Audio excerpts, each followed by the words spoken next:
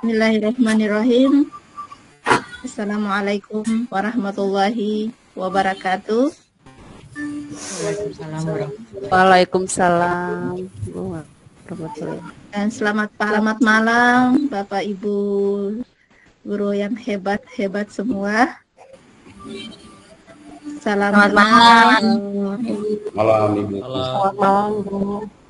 Ya, oke baik. Pertama-tama kita pun panjatkan puji syukur kehadirat Allah Subhanahu wa taala, di mana pada malam hari ini kita bisa berkumpul bersama di ruang virtual ini dalam rangka menyatukan persepsi, sama-sama merefleksikan pemikiran PHD, dan juga bisa berkenalan dalam pertemuan pada malam hari ini. Ya, baik. Bapak Ibu, sebelum kita memulai aktivitas pada malam hari ini, marilah kita berdoa. Semoga dalam sesi ini atau dalam pertemuan ini semuanya bernilai berkah bagi kita dan juga bagi anak didik kita nantinya. Mari kita berdoa. Berdoa mulai.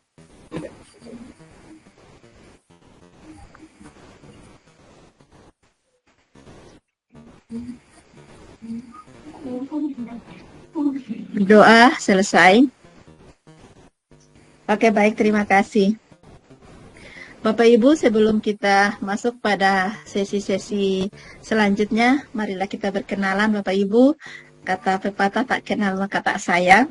Untuk itu Bapak Ibu, marilah kita berkenalan, bisa menambah tali silaturahmi kita, mempererat persahabatan dan juga mempererat tali dalam berbagi pengalaman, pengetahuan, dan juga bisa berkolaborasi dan bekerja sama baik dalam penyelesaian tugas atau juga berbagi informasi dalam kegiatan guru penggerak ini.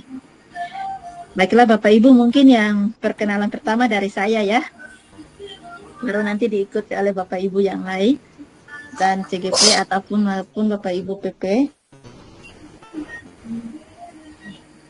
Perkenalkan saya Bapak Ibu, saya Aini Letahiid. Saya merupakan guru di SMA 13 Maluku Tengah. Keseharian saya adalah guru fisika dan juga diperbantukan dalam wakasi kurikulum di SMA ini. Awal kegiatan saya sebagai guru penggerak berawal sebagai pengajar praktik.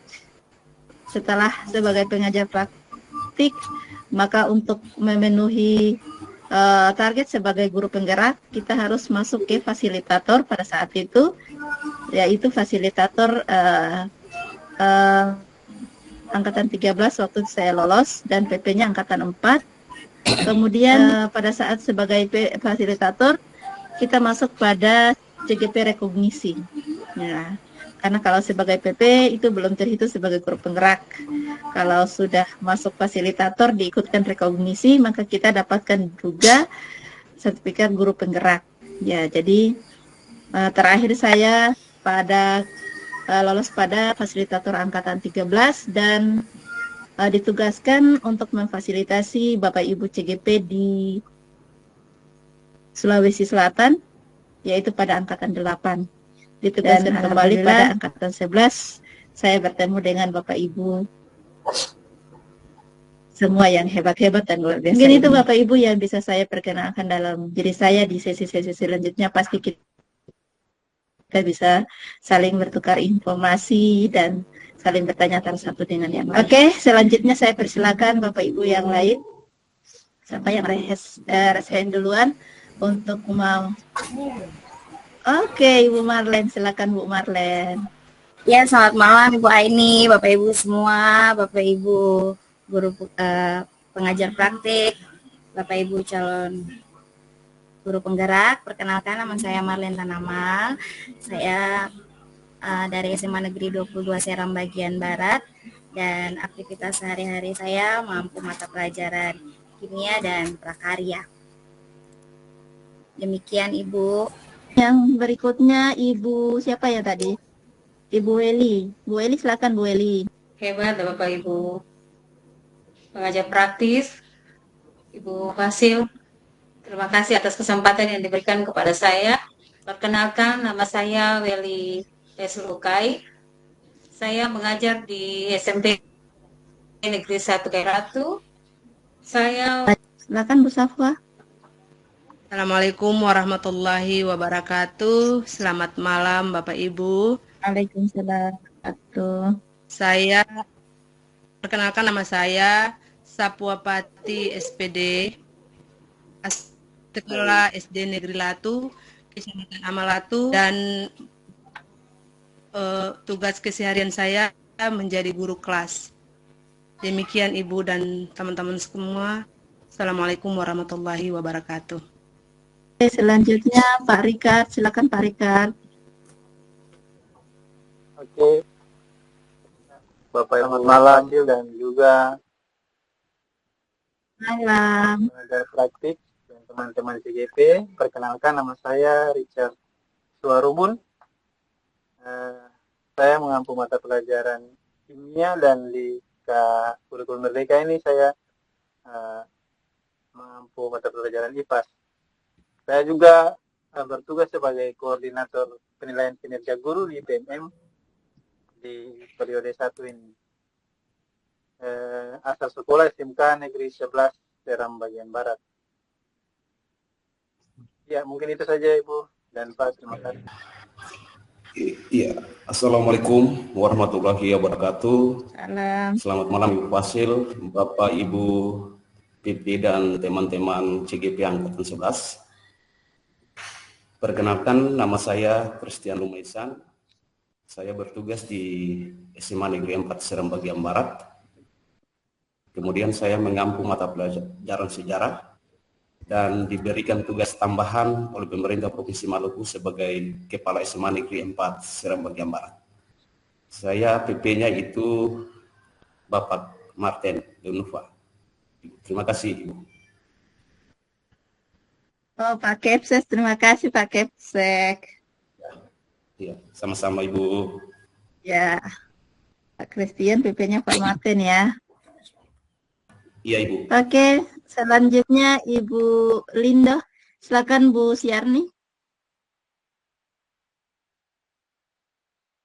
Ya, terima kasih Bu atas kesempatan yang diberikan kepada saya. Sebelumnya saya ucapkan Assalamualaikum warahmatullahi wabarakatuh. Waalaikumsalam warahmatullahi wabarakatuh. Selamat malam untuk Bapak Ibu sekalian. Perkenalkan, nama saya Siarni SPD. Saat ini saya bertugas di SD Negeri Tumalehu Barat, Bu. Kebetulan PP saya adalah Pak Martin, Bu. Martin ya, SD ya. Iya, Bu. Bu Siarni, SD. Kemudian selanjutnya Bu Ledriana. Silakan Bu Ledriana. Terima kasih Bu, selamat malam Ibu Fasil Malam, dan Ibu. Bapak Ibu PP. Perkenalkan, nama saya Ledriana Laturake. Asal sekolah saya, tempat mengajar saya SMP Negeri 4 Seram Barat, dan keseharian saya mengampu mata pelajaran bahasa Indonesia. Terima kasih Ibu. Marianus, silakan Pak Marianus. Ya Bu, mohon maaf, selamat malam. Maaf Ya, kameranya ya tidak di bisa. on cam karena memang dalam perjalanan Bu. Ya, Selamat oke. malam semuanya. Malam Bapak. Perkenalkan, Malam. nama saya Marjanus Kainama. Asal sekolah SMA Negeri 22 Seram Barat. Mata pelajaran yang saya ampu adalah matematika dan bersyukur diberikan tugas tambahan kehasiswaan dan PP saya yaitu Pak Ateng. Terima kasih semuanya, selamat malam. Ya. Malam Pak, terima kasih. Ya Bu. Julian. Ya, terima kasih. Selamat malam Ibu Fasil, Bapak Ibu Malam Pak. PP dan juga rekan-rekan CGP Angkatan 11. Perkenalkan, saya Julian Rorolis Serangan, biasa dipanggil Rolis. Saya asal instansi dari SMP Negeri 3 Seram Barat. Tugas tambahan saya di sekolah sebagai kepala laboratorium IPA dan juga operator sekolah. Saya di bawah naungan PP Pak Martin Leluna. Terima kasih. Pak Martin. Oke, Pak Martin sudah 5 orang. Supiani. Ya, Bu Supiani, silakan Bu Supiani. Assalamualaikum warahmatullahi wabarakatuh. Waalaikumsalam warahmatullahi wabarakatuh. Terima kasih atas kesempatan diberikan ini. Nama saya Supiani, mengajar di SMK Negeri 9 Seram bagian Barat. Mata pelajaran yang saya ampu yaitu Bahasa Indonesia. Dan PP saya itu Pak Seth. Ya, terima kasih Bu. Pak Seth ya. Ya, Bu. Ya, sama-sama.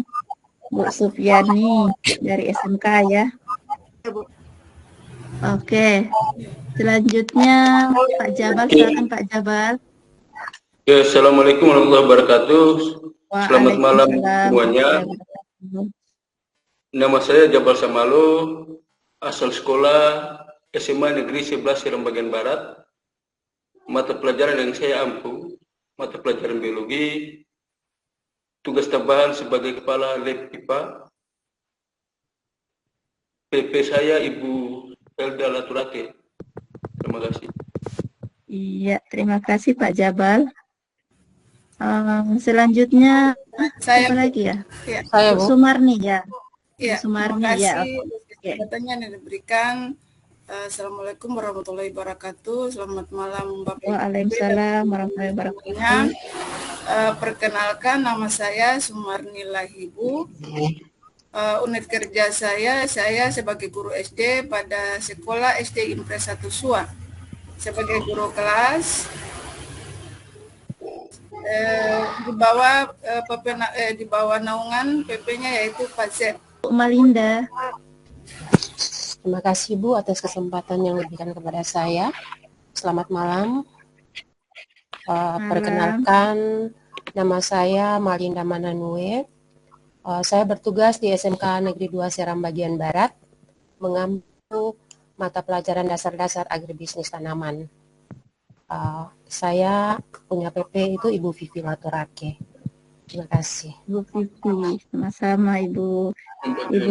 Ibu selamat malam.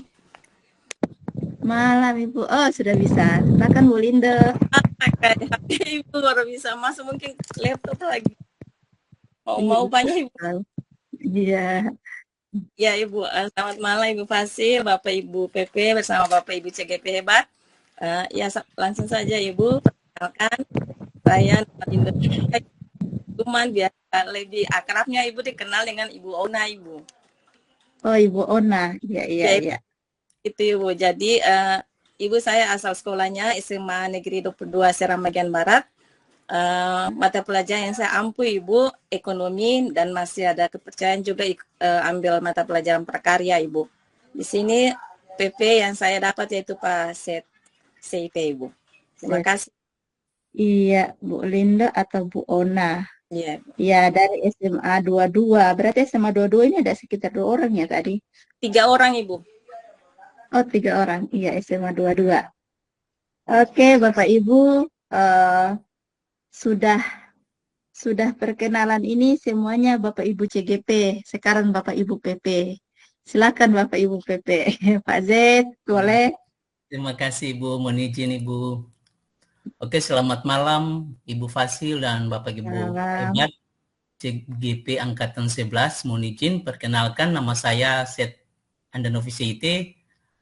Saya guru bahasa Inggris SMA 3 Seram bagian Barat.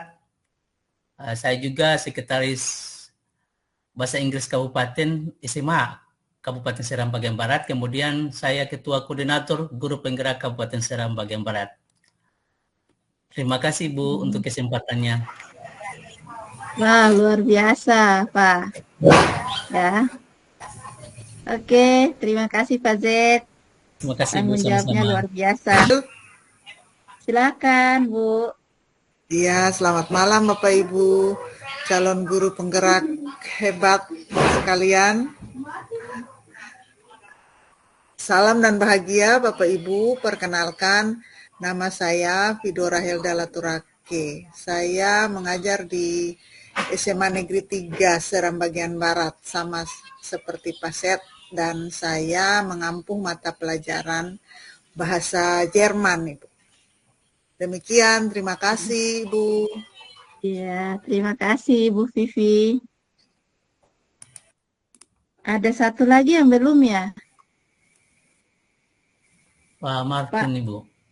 Ya, Pak Martin. baik. Salam Sudah. non bahagia Bapak Ibu guru Oh, calon silakan penggerak Pak Martin. angkatan 11, Ibu Fasil yang luar biasa.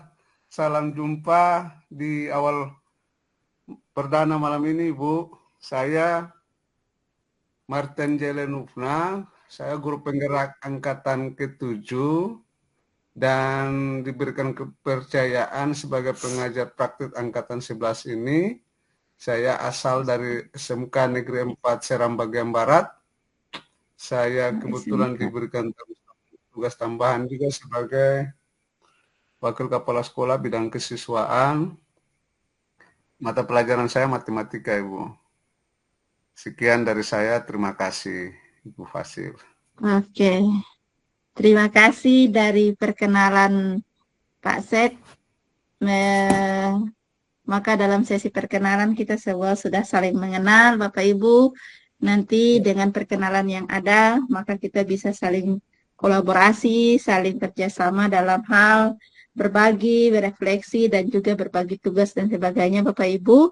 Mudah-mudahan dengan perkenalan ini menjalin silaturahmi kita lebih erat lagi ya. Siap, Ibu.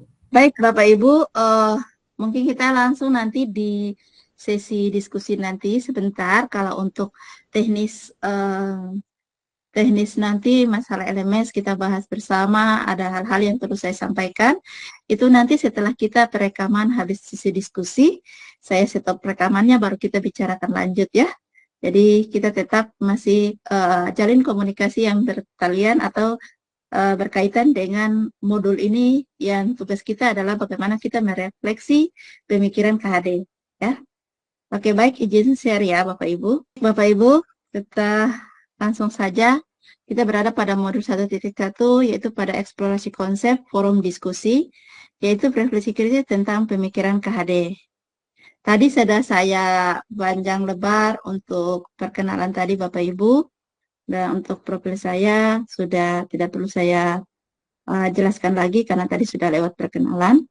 Baik Bapak Ibu, perlu diketahui bahwa dalam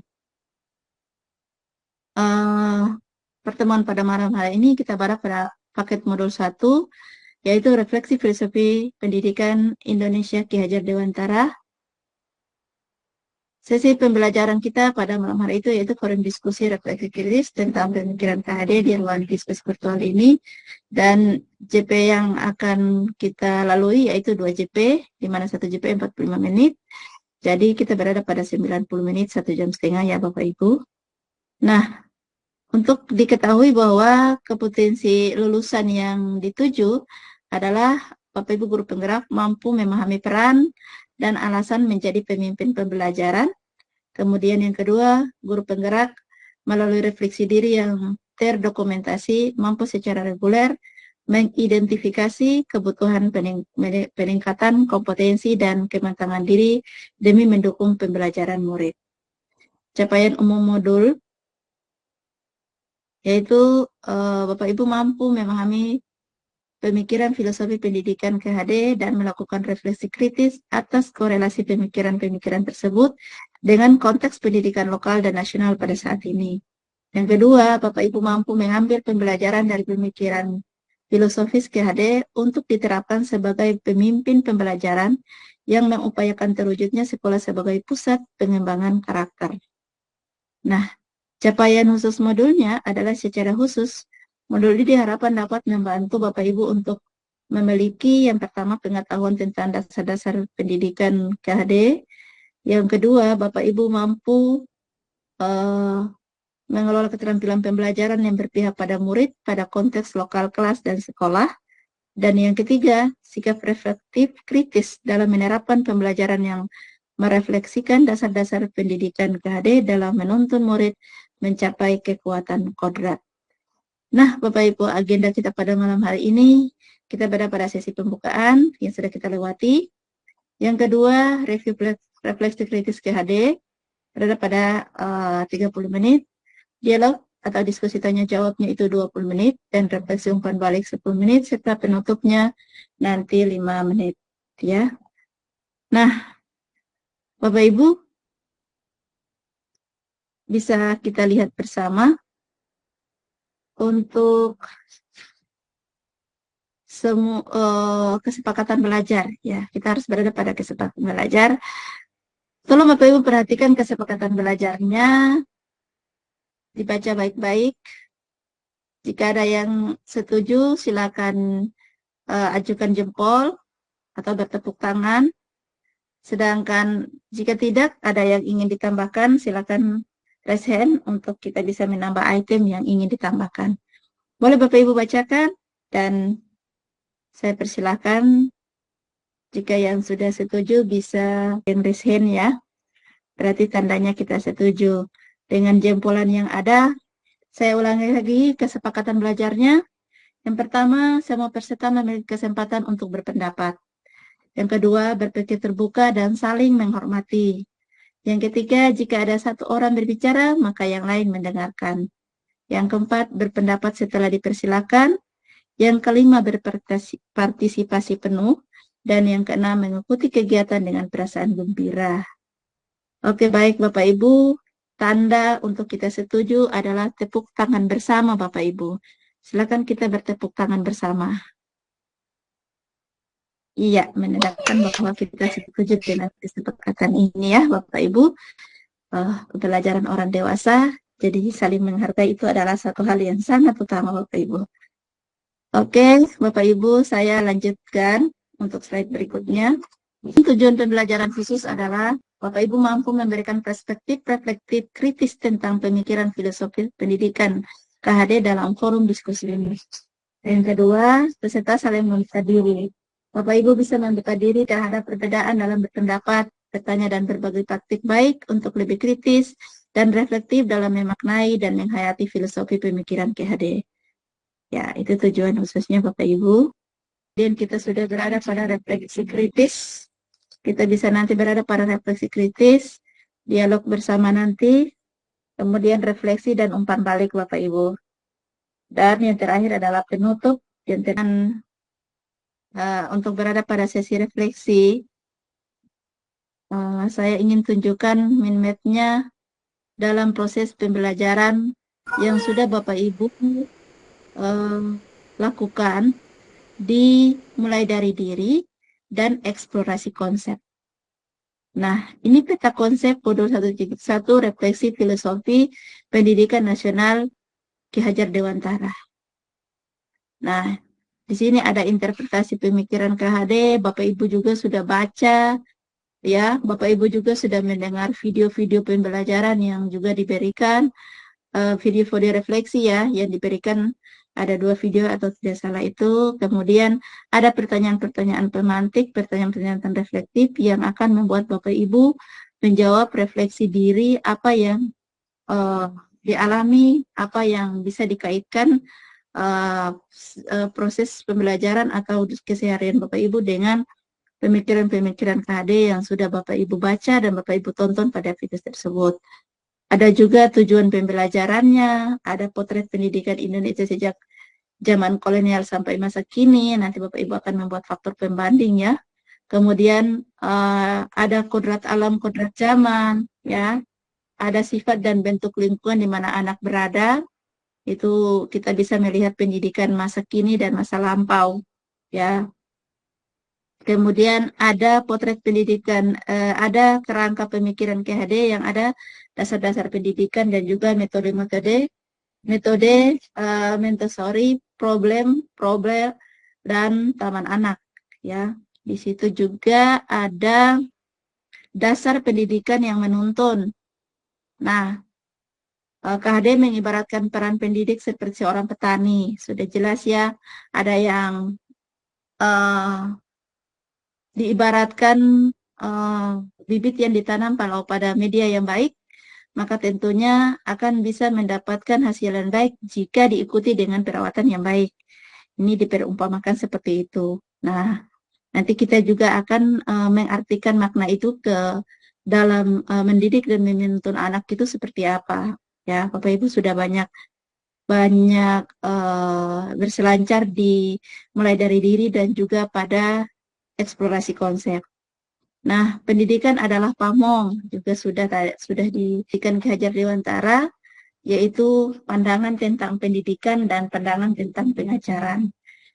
Minimap ini menunjukkan kerangka berpikir pada modul 1.1 dan Bapak Ibu akan merefleksi diri mulai dari diri, kemudian masuk pada eksplorasi konsep, melihat atau menelaah materi-materi yang ada yang kaitannya dengan pemikiran KHD.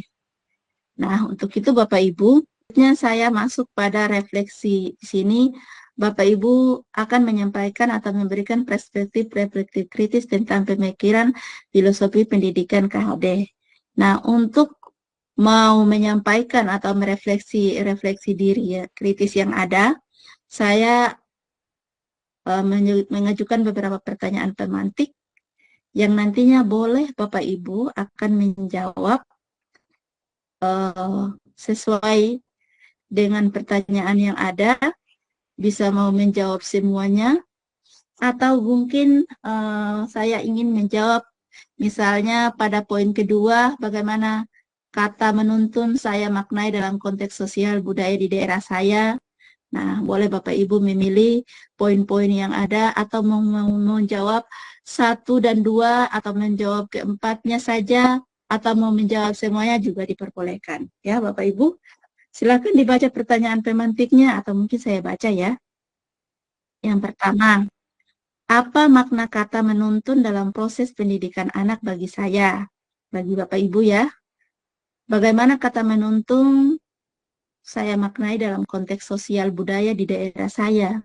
Apa dapat saya lakukan untuk mewujudkan pendidikan anak yang relevan dengan konteks sosial budaya di daerah saya? Nah, mengapa pendidikan murid atau anak perlu mempertimbangkan kodrat alam dan kodrat zaman?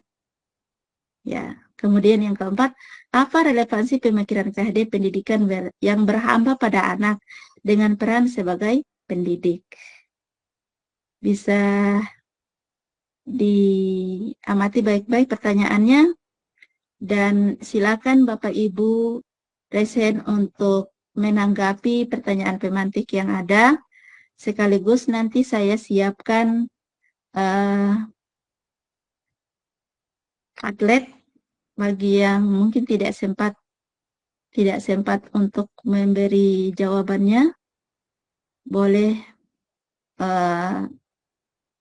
disampaikan lewat Padlet yang ada, ataupun mungkin di kolom chat ya, bisa saya baca juga. Oke, Bapak Ibu bisa dilihat dan saya persilahkan. Siapa ingin duluan? Oh, Ibu Supriyani. Ibu Supriyani sudah raise hand duluan. Wah, ini kayaknya Padletnya nggak perlu, soalnya saya lebih senang penyampaiannya langsung ya. Karena kalau kita ketik itu masih lama. Tapi kalau sampaikan itu malah lebih banyak ya muatannya. Oke, dipersilakan Bu Supriyani. Iya Bu, makasih banyak atas kesempatan yang diberikan kepada saya untuk menjawab beberapa pertanyaan. Yang ingin saya jawab itu nomor 1. Apa makna proses pendidikan anak bagi saya? Menurut saya, menuntun itu adalah membimbing dengan mengarahkan dan memberikan dorongan positif supaya terjadi perubahan pada tindakan. Menuntun adalah proses, bagaimana terjadinya proses dalam pembelajaran, dalam sikap kehidupan sehari-hari anak di sekolah. Salah satu contoh, misalkan dalam proses pembelajaran, ada anak yang kadang mencari perhatian sama guru, kemudian dia bikin ulah terus. Jadi kita sebagai guru, kita harus mendekati anak tersebut, bagaimana, apa penyebab anak ini tersebut sehingga melakukan hal tersebut. Jadi setelah kita mengetahui kemudian kita mencegah supaya tidak terjadi hal tersebut demikian. Kemudian itu jawaban saya untuk yang 1. Kemudian untuk bagaimana saya memaknai memaknai konteks sosial budaya di daerah saya. Apa dapat saya lakukan untuk mewujudkan pendidikan konteks sosial budaya saya?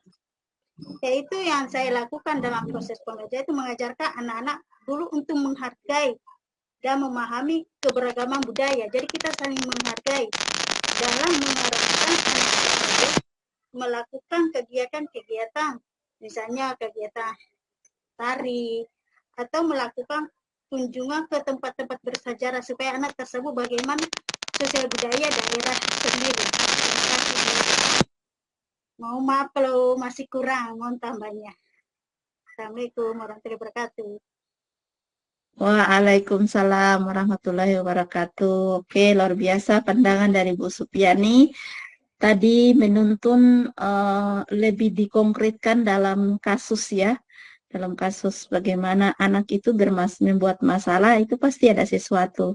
Jadi lebih bukan dimarahi, tetapi harus mencari akar masalahnya. Kenapa dia ingin melakukan itu? Apa motivasinya? Apa yang melatar belakangi ya? Jadi kita harus menuntun menjadi anaknya itu menemukan jati dirinya ya. Oke, terima kasih Bu Supiani. Silakan Ibu, siapa tadi lah yang angkat tangan tadi? Ibu Lindo ya? Bu Lindo silakan. Maaf Ibu, masih pakai HP Ibu. Ya langsung. Boleh. Terima kasih. Di sini mungkin saya jawab yang pertama saja Ibu, mungkin bagi Bapak Ibu supaya kebagian juga Bapak Ibu yang lain berpendapat Ibu.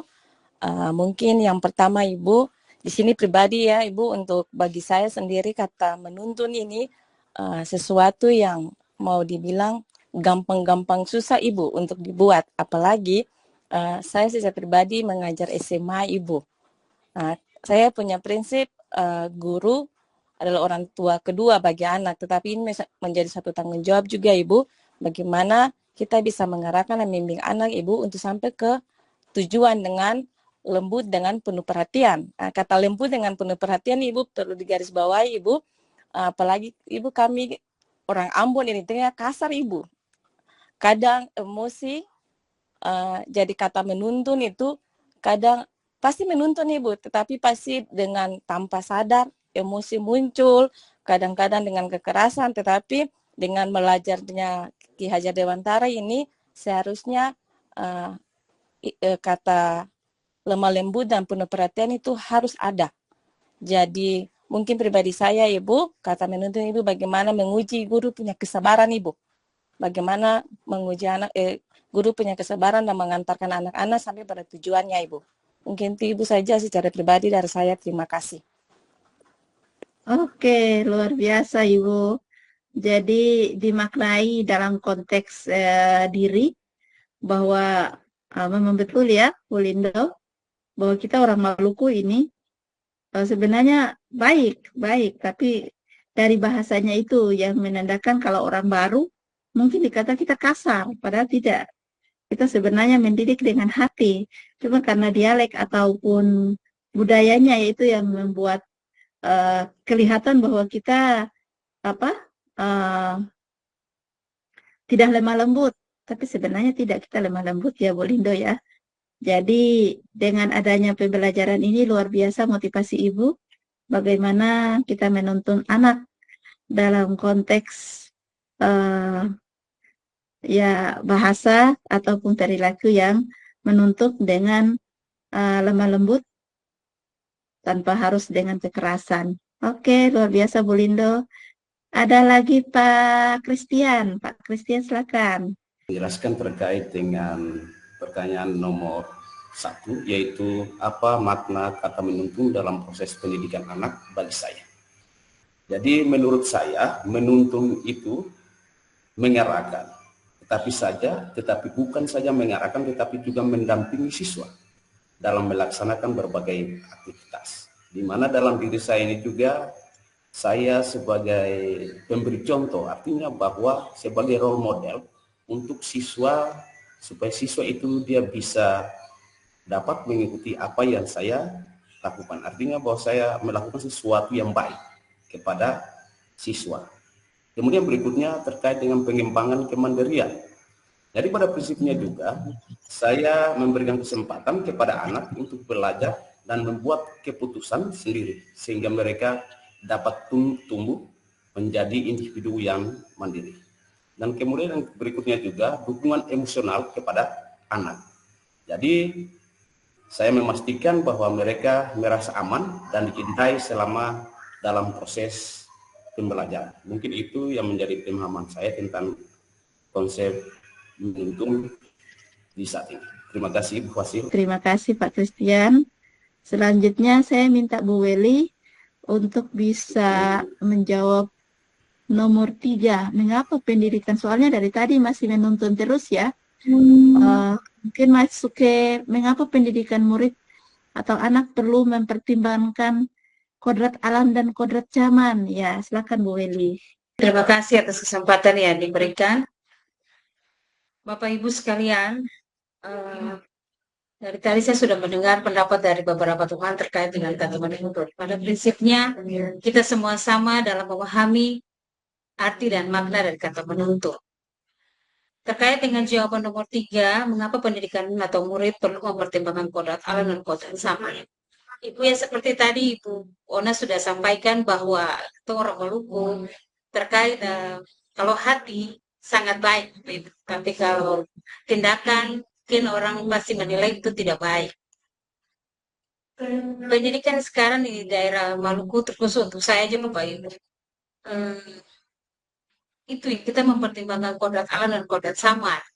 Jadi ada yang dapat kita mendidik siswa dengan hal yang baik, tetapi juga ada perlu didikan dengan penuh ketegasan. Seperti itu Bapak Ibu. Jadi contoh kalau daerah saya ada anak dari pegunungan, tapi ada juga anak dari pesisir yang memang bisa dikatakan mereka juga penuh dengan ramah tamah dan sebagainya. Tapi kalau daerah pegunungan dengan kasar dan sebagainya, kita perlu mempertimbangkan pendidikan itu dengan cara-cara dan hal yang bagaimana untuk dapat membimbing mereka, yang dapat mereka terima untuk dapat mengarahkan mereka ke arah, menuntun mereka ke arah yang lebih baik, seperti itu. Terkadang yang tadi saya terus sampaikan, terkadang kita menyampaikan dapat diterima, tetapi juga ada yang tidak dapat diterima oleh siswa. Karena itu masing-masing pribadi anak berbeda berdasarkan kodrat alam dan kodrat zaman yang mereka. Jadi ada anak yang kalau secara samar mereka dapat menguasai IT, contohnya seperti itu. Tetapi kalau ada anak-anak yang tidak bisa menguasai IT, tetapi mereka berdasarkan pengalaman dan sebagainya.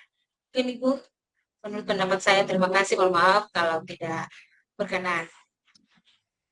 Oke, luar biasa pandangan dari Bu Weli ya. Jadi kodrat alam dan kodrat zaman ini, Ibu sudah kena pada kodrat alam itu bahwa bagaimana anak berada di daerah pesisir dan daerah pegunungan. Pasti punya karakter yang berbeda. Dalam bahasa saja, kalau orang pantai itu biasanya ada yang bilang begini, tinggal dekat pantai, jadi suaranya keras karena pada saat ngomong bunyi ombak sehingga tidak terdengar, ya, sehingga dia terbiasa dengan suaranya yang besar, ya, suaranya yang kencang. Akhirnya berada pada lingkup yang berbeda, orang menganggap kok dia kasar atau suaranya kok kencang sekali perempuan ngomongnya begitu. Nah, tapi karena alam yang membentuknya seperti itu. Tapi kembali lagi pada kodrat zamannya, iya. Yang dulu orang menganggap itu biasa karena itu, tapi kalau sekarang dengan kecanggihan dan sebagainya sudah berbeda pandangan, ya, berbeda pandangan. Jadi luar biasa pandangan dari Ibu Weli tentang mengapa pendidikan murid atau anak perlu mempertimbangkan kodrat alam dan kodrat zaman. Ya, tadi dikaitkan lagi dengan pemahaman anak di bidang IT. Ya, betul sekali bahwa tidak boleh samaratakan. Tidak semua anak bisa berada pada posisi itu. Banyak hal yang terjadi bisa saja karena faktor ekonomi orang tua. Dan dia tidak bisa memilikinya, juga menggunakan juga takut, memperoleh HP yang canggih juga tidak. Maka tidak semua anak akan mempunyai keahlian atau punya kemampuan di bidang itu. Tetapi kalau bidang keterampilan mungkin dia lebih. Cuma karena kalau berkaitan dengan sarana yang dia miliki nantinya. Oke, luar biasa Ibu Weli, terima kasih. Saya lanjut lagi di Pak Juliandro. Saya ingin suara bapak-bapak dulu. Saya minta Pak Juliandro menjawab di pemantik yang keempat. Apa relevansi pemikiran KHD yang berhamba pada anak dengan peran sebagai seorang pendidik? Nah, silakan Pak Rolis ya, panggilannya Pak Rolis. Silakan Pak Rolis. Ibu Fasil.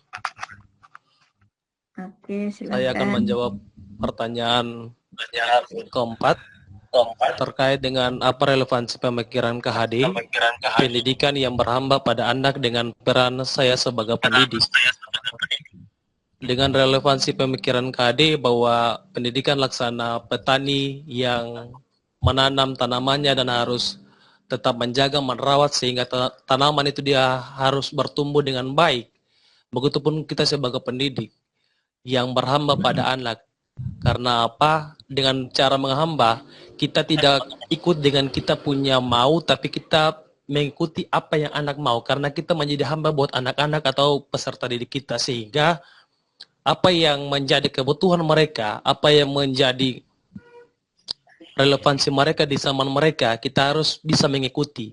Karena apa? Kalau dulu kita masih hidup dengan membangun hubungan dengan surat menyurat, mereka tidak lagi mengenal itu.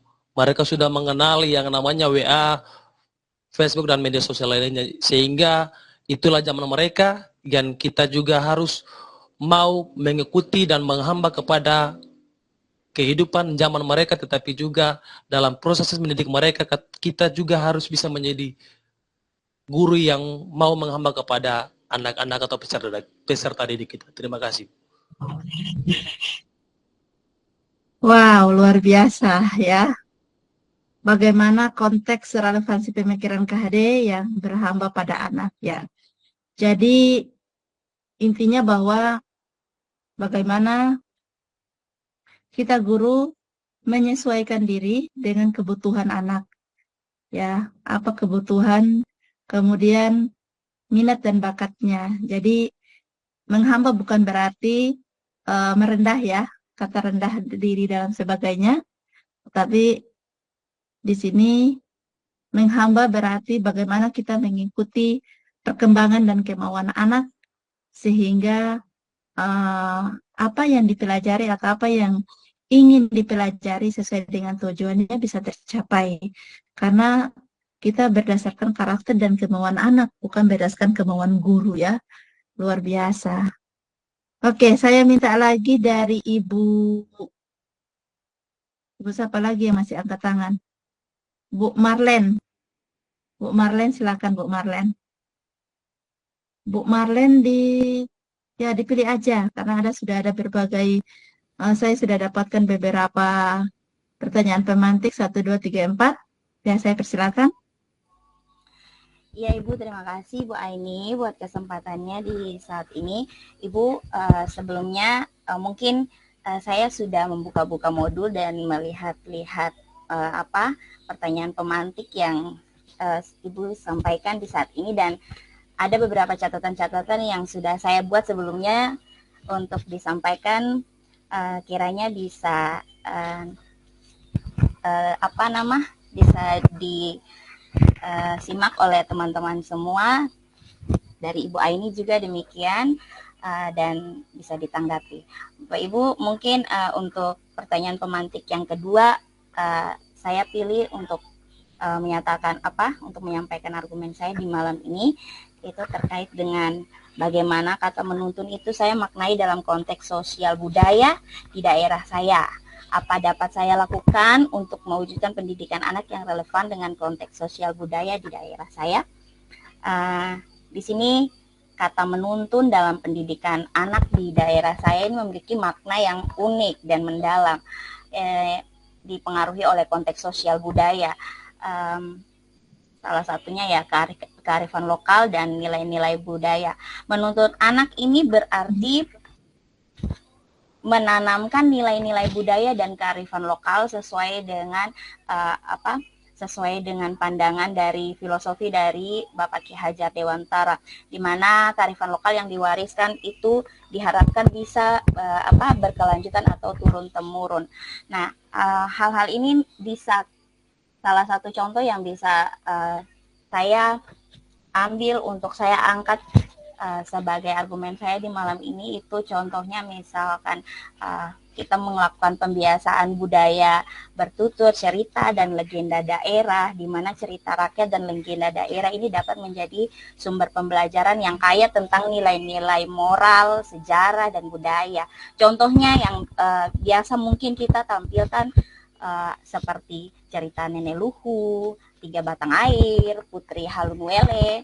Terus yang kedua, selain itu kita juga bisa memberikan kesempatan kepada anak-anak ini untuk aktif dalam kegiatan budaya, seperti mereka turut berpartisipasi dalam tradisi atau ritual panas bela, cuci negeri, dan festival budaya. Hal-hal ini yang diharapkan oleh Ki Hajar Dewantara, bagaimana kita menerapkan menuntun anak-anak ini untuk mencapai pengalaman mereka, pengalaman belajar setinggi-tingginya.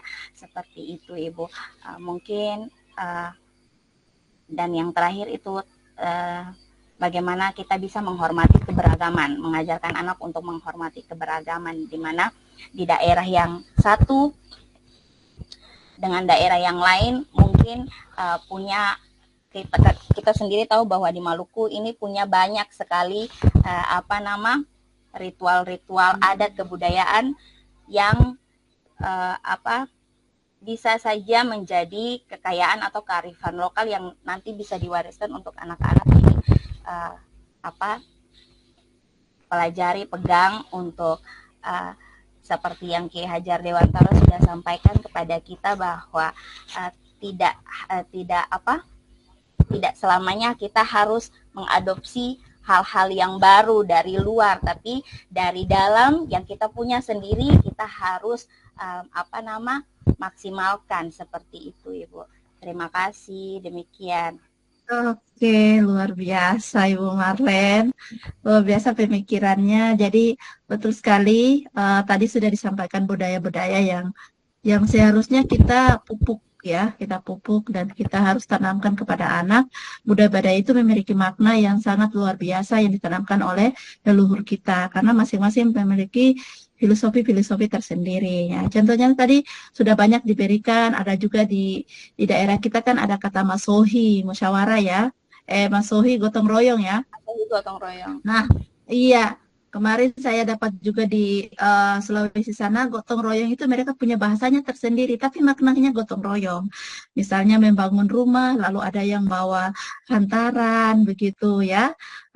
Membangun rumah, kemudian ada, kita di sini katakan masohi, atau sesuatu yang mau dilakukan gotong royong secara bersama-sama. Mereka juga punya bahasa-bahasa tersendiri, tapi maknanya berbeda, yang seperti tadi Ibu Marlen katakan bahwa ada kesamaan, tapi mungkin dalam unsur budaya, berbeda bahasanya, tapi maksud dan tujuannya ada yang sama. Oke, betul sekali. Lalu ada lagi CGP kemarin yang mereka tanamkan ke anak-anak, bagaimana mereka mengalihkan pandangan anak penggunaan gadgetnya yang secara dini masih SD, tergantung dan sebagainya.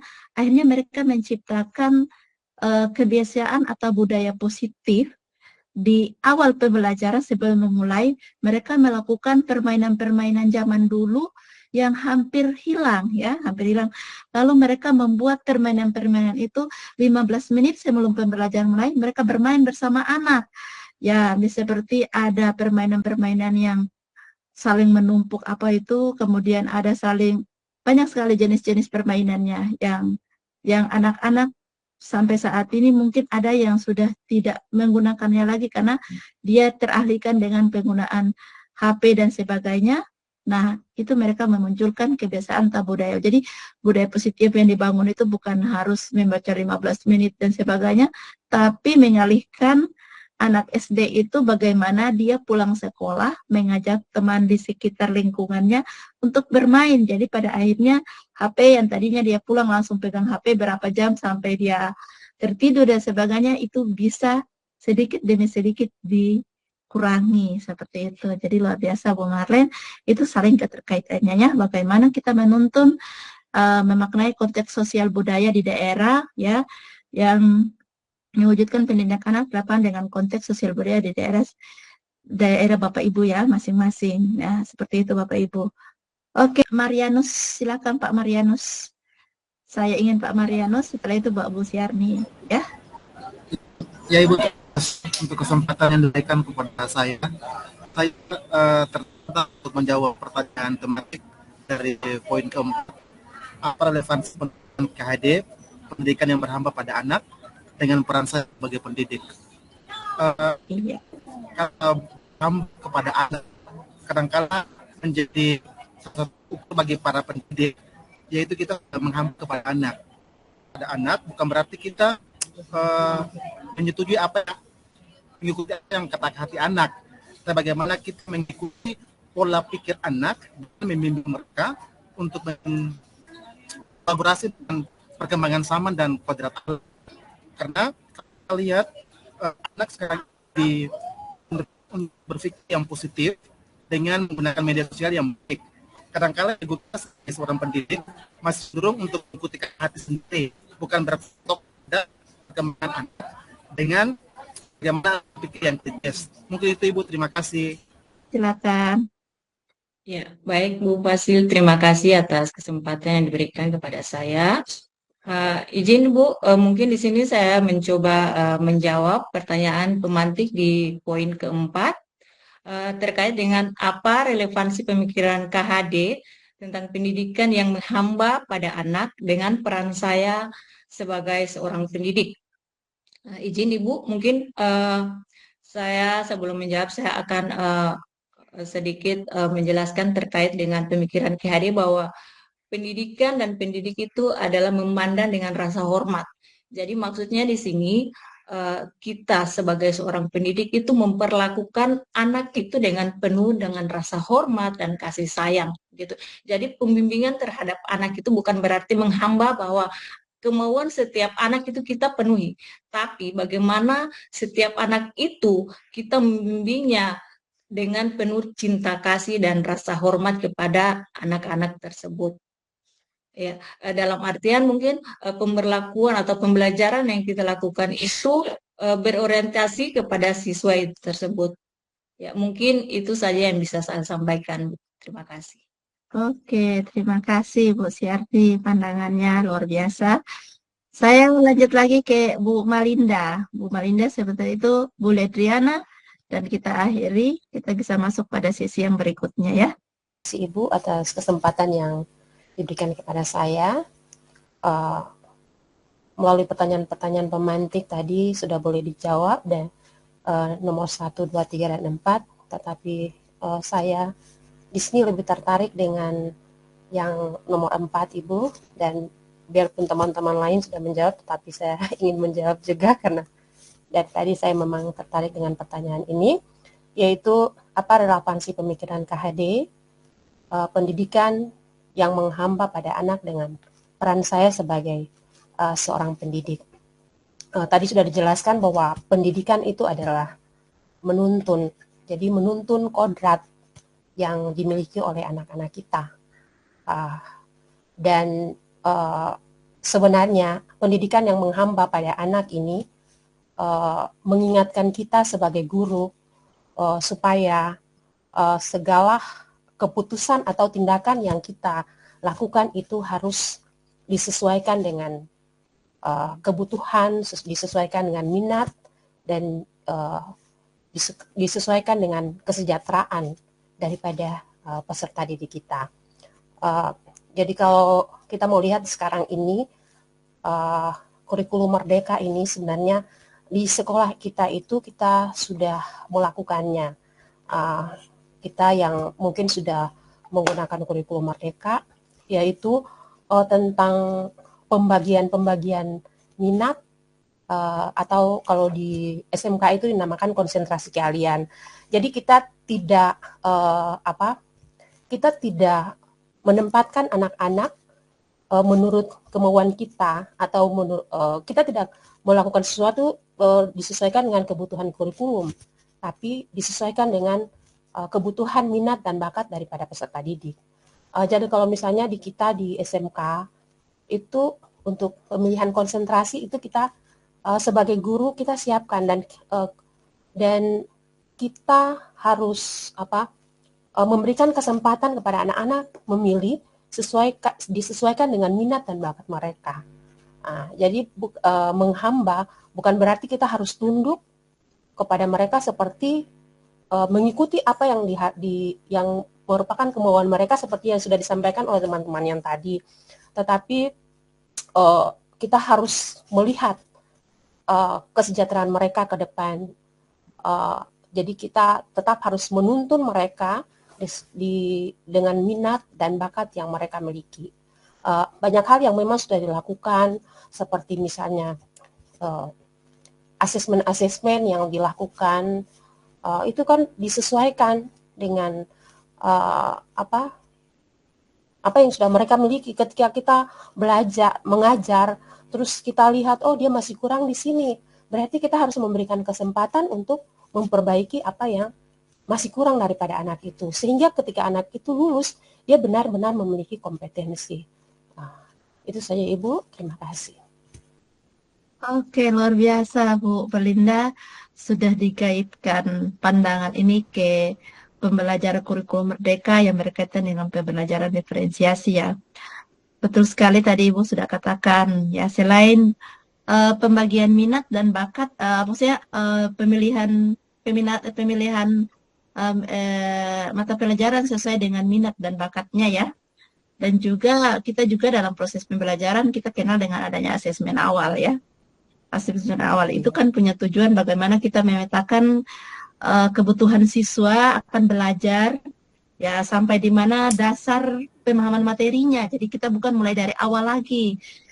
Kalau kita mulai dari awal, kira-kira selesai atau tidak waktu yang kita tentukan. Tapi kita akan mengecek sampai di mana kemampuan mereka awal pemahamannya tentang materi ini. Nah, kita akan mulai dengan pemahaman awal itu. Jadi sudah sesuai dengan tadi dikatakan bahwa relevan dengan pemikiran bahwa peran sebagai pendidik itu bagaimana kita memenuhi kebutuhan minat dan bakat anak, ya. Itu yang intinya yang sekarang sedang gembar-gembornya kita lakukan dalam proses pembelajaran di kurikulum merdeka ya. Terima kasih Bu Melinda, pemahamannya luar biasa, refleksinya juga sudah menandakan bagaimana Bapak Ibu sudah berada pada kurikulum merdeka sampai tahap yang selevel apa ya. Terima kasih Bu Melinda. Kemudian saya terakhir di Bu Ledriana, silakan Bu Ledi. Baik Bu, terima kasih atas kesempatan yang diberikan. Dari pertanyaan pemantik yang ada, saya akan mencoba menjawab pertanyaan yang ketiga, walaupun sudah dijawab oleh teman-teman CGP yang lain. Mengapa pendidikan anak perlu mempertimbangkan kodrat alam dan kodrat zaman? Kita tahu bahwa kodrat alam dan kodrat zaman itu dia memainkan peran penting dalam perkembangan kehidupan anak. Sehingga dalam perkembangannya, mengapa kita harus melihat pada aspek penghargaan terhadap lingkungan. Contoh misalnya di daerah saya, SMP Negeri 4 Seram Barat yang berlokasi di Desa Eti, daerah saya ini berada di pesisir pantai. Dan saya bersama anak-anak dan guru yang lain juga pernah kita melakukan demo untuk penanaman mangrove, mewujudkan memberikan penghargaan terhadap lingkungan untuk bagaimana pemahaman ini membentuk generasi peduli terhadap kelestarian alam dan mampu menghadapi tantangan lingkungan di masa depan. Kami mencoba untuk memberikan pemahaman kepada anak untuk lebih mencintai alam, lebih mencintai lingkungan. Sehingga dari situ kita melakukan demo langsung untuk penanaman mangrove di pesisir pantai. Karena daerah saya ini juga Bu, kalau sering terjadi banjir. Sering terjadi banjir karena mungkin dengan lingkungan yang ada, penggalian-penggalian untuk pembangunan sehingga mengakibatkan banjir dan lokasi kami itu sangat berdampak. Yang berikut untuk dalam kodrat alam ini juga kenapa perlu mengembangkan keterampilan hidup kepada anak melalui pengajaran dan yang berhubungan dengan alam ini, anak-anak dapat mengembangkan keterampilan hidup mereka, berpikir kritis seperti bercocok tanam, mengenal tumbuhan obat, memahami cuaca dan semua penting dalam kehidupan hari-hari, mengenalkan anak tentang apa yang ada pada alam.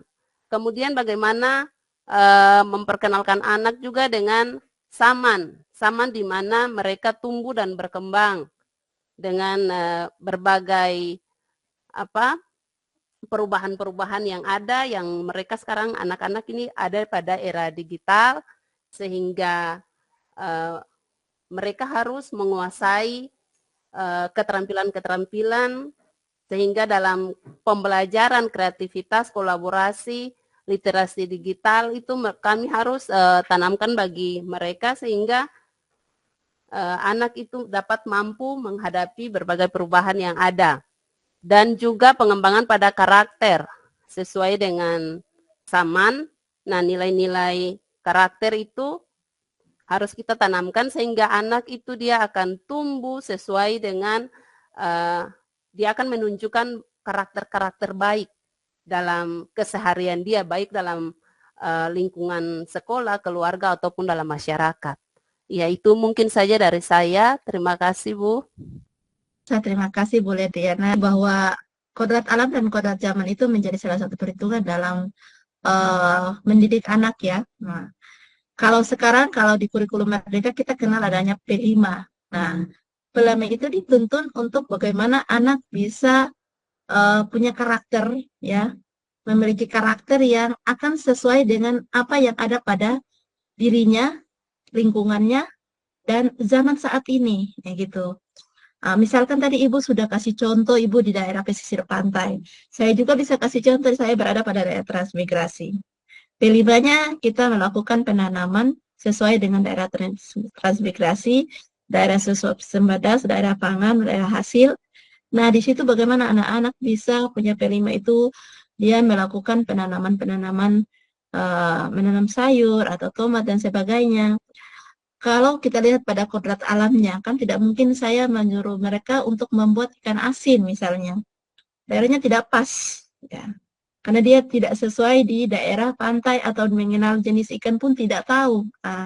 Tapi kalau ceritanya tentang pertanian lebih paham, karena memang daerahnya pertanian. Ini bagaimana kodrat alam akan membentuk anak itu, kita bisa melihat dari mana karakter dan lingkungannya. Nah, seperti itu. Kodrat zamannya seperti ini, yang di P5 kita sekarang baru lakukan kemarin untuk tema P5, yaitu rekayasa teknologi. Nah, itu kita bagaimana menuntun anak untuk membuat konten-konten berfaedah. Kalau kita suruh mereka merangkum materi dengan buku dan sebagainya, tidak dapat. Tapi kalau kita suruh anak membuat konten dengan sekarang perkembangan saat ini, dia lebih pintar dari kita guru. Mereka menemukan bahkan menghasilkan konten-konten yang luar biasa ya, yang kita tidak dibayangkan bahwa siswa SMA bisa melakukan hal ini. Tapi ini memang zamannya. Cuma bagaimana kita menuntun mereka sesuai dengan arahan yang tepat, jalan yang tepat.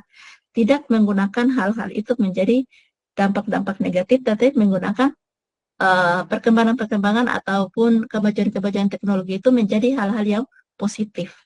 Ya, seperti itu. Jadi sampai mereka membuat nobar ya, nonton bareng seperti bioskop mini, menghasilkan membuat konten-konten yang masak atau konten-konten motivasi dan sebagainya, itu banyak sekali yang mereka lakukan ya, dan mungkin saja nanti berfaedah menjadi seorang YouTuber atau seorang konten yang kreatif yang bisa menghasilkan cuan bagi mereka. Nah, itu adalah pembelajaran awal yang mungkin kita pupuk berdasarkan dengan perkembangan saat ini. Nah, itu bagaimana P5 diarahkan ke sana. Jadi seperti yang dikatakan di sini bahwa sudah banyak sekali kurikulum Merdeka itu diarahkan, dikaitkan dengan pemikiran-pemikiran yang berada pada pemikiran KD ini. Bagaimana menuntun, mendidik anak sesuai dengan kodrat alam dan kodrat zaman, bagaimana relevansi pemikirannya dengan keadaan saat ini, itu sudah Bapak Ibu menjawab dari tadi ini, sudah banyak memahami ya. Ini menandakan bahwa banyak sekali pemahaman Bapak Ibu memulai dari diri dan eksplorasi konsep sudah banyak memahami, sehingga Bapak Ibu bisa mengaitkan relevansi-relevansi yang ada di dalam pembelajaran itu dengan kehidupan-kehidupan yang nyata, kehidupan yang Bapak Ibu alami sekarang, berada pada lingkungan sekolah masing-masing atau di daerah masing-masing. Tentu saja Bapak Ibu harus menjawab pemantik ini karena masing-masing orang punya pemikiran itu, walaupun tujuannya sama, pasti jalannya ada yang berbeda-beda. Namun pada intinya adalah makna dan tujuannya adalah sama. Dan itu wajar, hal yang bukan hal yang lumrah, tapi memang hal yang wajar untuk bisa kita maklumi.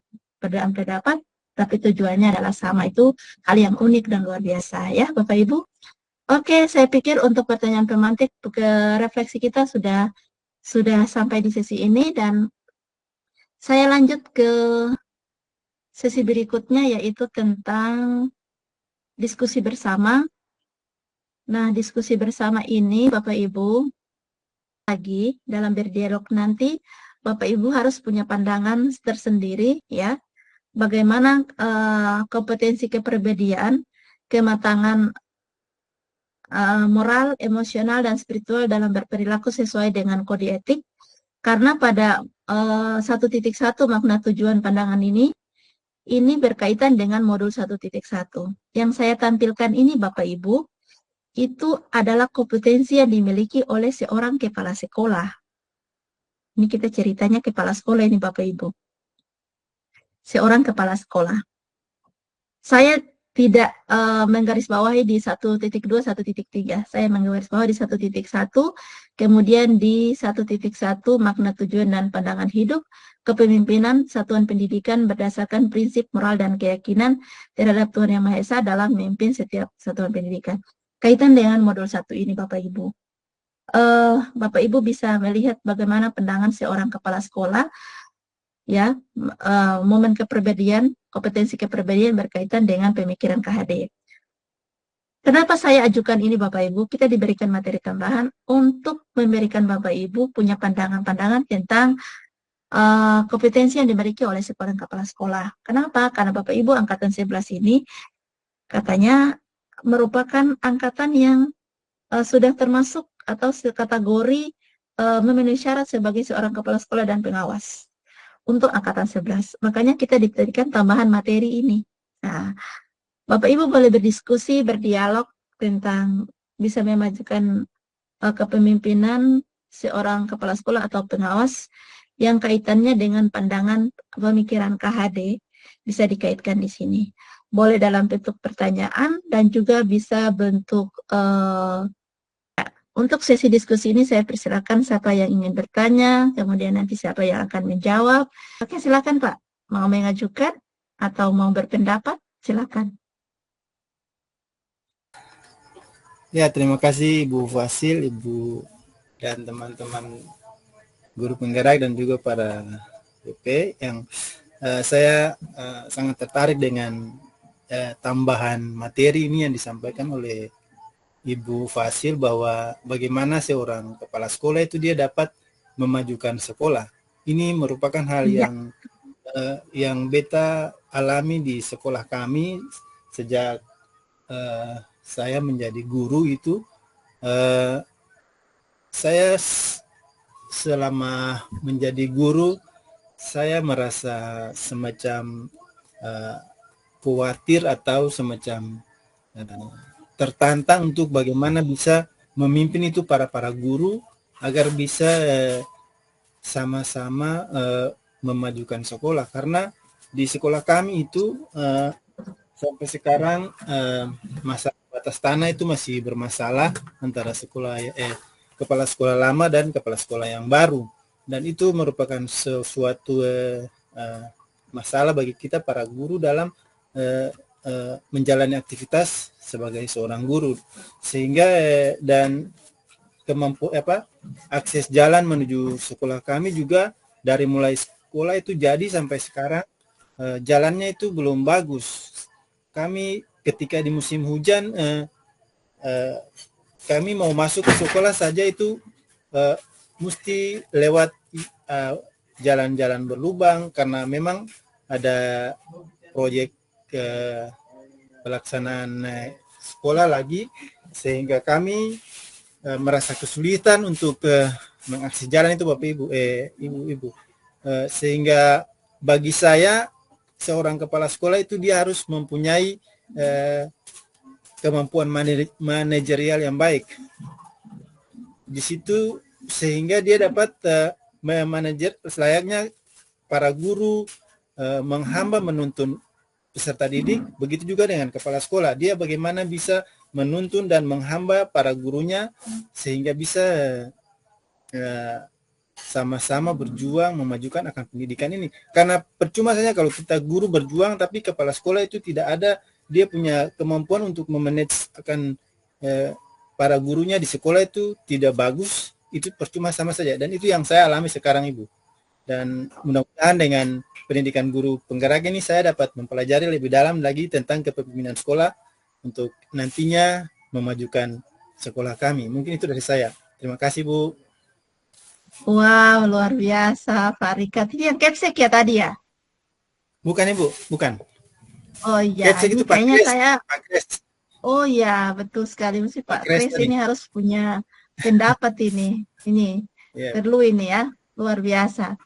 Jadi betul, kaitkan dengan bagaimana seorang pemimpin ya. Saya belum menyimpulkan dulu ya, saya belum menyimpulkan, meminta kesimpulan dari Bapak Ibu, tapi mungkin saya berikan kesempatan pada buat teman lain untuk menanggapi pandangan dari Pak Richard ini terkait dengan permasalahan yang terjadi pada sekolahnya dan bagaimana tindakan seorang pemimpin dalam menyikapi permasalahan yang ada, sikap apalagi kepala sekolah sebagai motor penggerak, bagaimana memajukan sekolah itu yang akan didukung oleh guru-gurunya. Yang jelaskan tujuannya adalah untuk bagaimana pendidik itu mendapatkan kenyamanan, ya peserta didik mendapatkan kenyamanan, lingkungan belajar yang menyenangkan, yang efektif, ya. Kemudian bisa juga menjadi sarana atau sumber belajar yang media belajar yang sangat sangat dibutuhkan oleh anak-anak ya. Fasilitas yang memadai itu penting. Nah, untuk itu saya belum menanggapi secara langsung untuk tanggapan atau pendapat dari Pak Richard tadi. Saya minta Bapak Ibu yang lain bisa memberikan pandangan-pandangannya ya. Bagaimana kira-kira kalau permasalahan-permasalahan itu kira-kira seperti apa solusinya atau bagaimana pandangan Bapak Ibu tentang hal ini? Silakan. Pak Kepsek mungkin. Pak Kepseknya tadi, Pak siapa tadi? Oke, terima kasih Ibu Fasil. Pak Kristin. Mungkin, iya, coba iya, dilihat pandangan ini ya. saya ingin berpendapat menanggapi apa yang disampaikan oleh Pak Richard terkait dengan kondisi terkini di SMK Negeri 11 Seram Bagian Barat ya Pak Richard ya? Iya Pak. Memang dia saat ini juga ada masalah lahan yang belum terselesaikan antara Kepsek yang lama dengan Kepsek yang baru. Memang hal ini juga terkait dengan hibah atau sertifikat yang dimiliki itu, mungkin tanah itu bukan menjadi milik Kepsek lama atau baru, karena tanah itu merupakan aset provinsi. Olehnya itu, maka kondisi ini perlu dikoordinasikan dengan pemerintah Provinsi Maluku terkait dengan aset satuan pendidikan yang dimiliki oleh sekolah tersebut. Dengan demikian maka saya berharap juga terkait dengan jalan masuk dan lain sebagainya itu juga bukan saja Ibu Kepsek juga bekerja sendiri-sendiri, tapi melibatkan Bapak Ibu guru dan juga stakeholder lainnya seperti komite sekolah, supaya bisa merumuskan jalan atau solusinya untuk bisa dapat menyelesaikan kondisi yang terjadi pada SMK Negeri 11 SBB. Olehnya itu maka saya berharap juga semoga kondisi-kondisi seperti ini juga membutuhkan dukungan juga daripada Bapak Ibu. Jadi pada prinsipnya ibu kepala sekolah itu sudah memiliki kemampuan manajerial terkait dengan pengelolaan sekolah itu, tetapi kemudian harus membutuhkan dukungan juga daripada semua dewan guru yang ada dan stakeholder lainnya seperti komite dan orang tua dalam menyelesaikan masalah-masalah yang prinsipil di satuan pendidikan. Mungkin itu saja menjadi tanggapan saya. Terima kasih Ibu Fasil dan teman-teman CGB Angkatan 11 dan juga Bapak Ibu PP. Selamat malam. Iya, tanggapan yang diplomatis ya, Pak Christine. Ini tidak bisa saling menjatuhkan, tapi saling mendukung ini. Luar biasa Pak Christine. Ya, betul sekali bahwa tentu bukan harus kepala sekolah sendiri, tapi harus ada dukungan entah itu dari guru, ya, dari orang tua, ataupun stakeholder lainnya. Penting sekali untuk bagaimana menyelesaikan permasalahan yang ada ya. Jadi manajerial itu tergantung siapa yang memandang atau menilai sudut pandang seseorang terhadap kinerja dari seorang kepala sekolah yang ada. Jadi kalau teman Kepseknya bilang sudah manajerialnya bagus, tapi gurunya bilang mungkin ada masih kurangnya ya. Nah ini kembali lagi cara pandang seseorang ya Bapak Ibu, kita berkaitan dengan apa, di mana bagaimana kita melihat sesuatu ya. Sama dengan dalam pembelajaran ini, sesuatu atau murid itu tumbuh dan berkembang menjadi lebih baik apabila dia berada pada lingkungan yang tepat, orang yang tepat, ya kan? Kemudian media yang tepat, sarana yang tepat dan sebagainya. Nah, pasti akan mengalami kemajuan yang berbeda dengan yang mengalami kekurangan-kekurangan itu, ya. Oke, ada lagi mungkin yang lain yang mau berpendapat, bertanya, ya? Bu Safwa mau bertanya atau menanggapi permasalahan yang diajukan oleh Pak Richard tadi? Pak, Bu Safwa, silakan. Iya. Habis itu Bu Welly. Iya. Assalamualaikum warahmatullahi wabarakatuh. Selamat malam buat teman-teman. Terima kasih Bu Fasil atas kesempatan yang diberikan kepada saya. Setelah saya pelajari bagaimana ajar Ki Hajar Dewantara mengenai kepemimpinan yang harus dimiliki oleh siapapun sebagai pemimpin. Nah, ajaran kepemimpinan atau semboyan yang akan selalu menjadi dasar pendidikan yang meliputi Ingarso Suntolodo, Ingmadia Mangunkasta, dan Tuturi Handayani. Seorang pemimpin harus memberikan suri tauladan bagi orang-orang di sekitar. Nah, yang ingin saya tanyakan Bu, terjadi di lapangan ada pertemuan bahwa ada pimpinan, apakah ada tips-tips untuk mendekati pimpinan yang menghadapi pimpinan yang sangat individualistis, mementingkan diri sendiri dan tidak mau menerima masukan dari rekan-rekan guru sehingga tidak terjadi komunikasi yang baik. Mungkin itu Bu yang saya sampaikan. Terima kasih Bu. Assalamualaikum warahmatullahi wabarakatuh. Wow, pertanyaan yang luar biasa Bapak Ibu. Oke, silakan Bapak Ibu. Siapa yang ingin menanggapi pertanyaan dari Ibu Safwa ya? Ada, dan memang ada ya. Ada seperti itu. Dan kira-kira trik atau tipsnya seperti apa? Saya belum tanya ke Pak Kepsek, yang lain dulu. Silakan Pak. Ibu Eli ya, Ibu Eli menanggapi ya. Silakan. Ini sampaikan mungkin di antara kita pengalaman kita berbeda pribadi atau karakter pemimpin ya Bapak Ibu ya. Bapak Ibu sekalian, terkait dengan pemimpin atau kepala sekolah Bapak Ibu, terkait dengan pribadi beliau yang menjadi pemimpin bagi kita itu karakter Bapak Ibu pada kita. Menurut pendapat saya, dalam kompetensi kepribadian harus dimiliki seperti pengertian, integritas, bagaimana bersikap terbuka, biasa juga dan bakat dalam menjabatan sebagai seorang pemimpin di sekolah. Terkait dengan itu Bapak Ibu, menurut pendapat saya, bawahan Bapak Ibu, pasti kita akan tetap merendah ya. Tadi sampaikan bahwa kita harus menghamba kepada siswa, begitu pula kita juga harus merendah atau menghamba kepada pimpinan. Bukan berarti kita menuruti apa yang beliau sampaikan, tetapi kita melihat hal-hal yang baik yang harus kita lakukan. Tetapi hal-hal yang tidak baik yang dilakukan atau disampaikan oleh beliau itu tidak kita lakukan. Kita memberikan pendapat saya tetap akan mengikuti apa yang dilakukan oleh pemimpin, tetapi tidak melewati batas-batas sebagai seorang paham.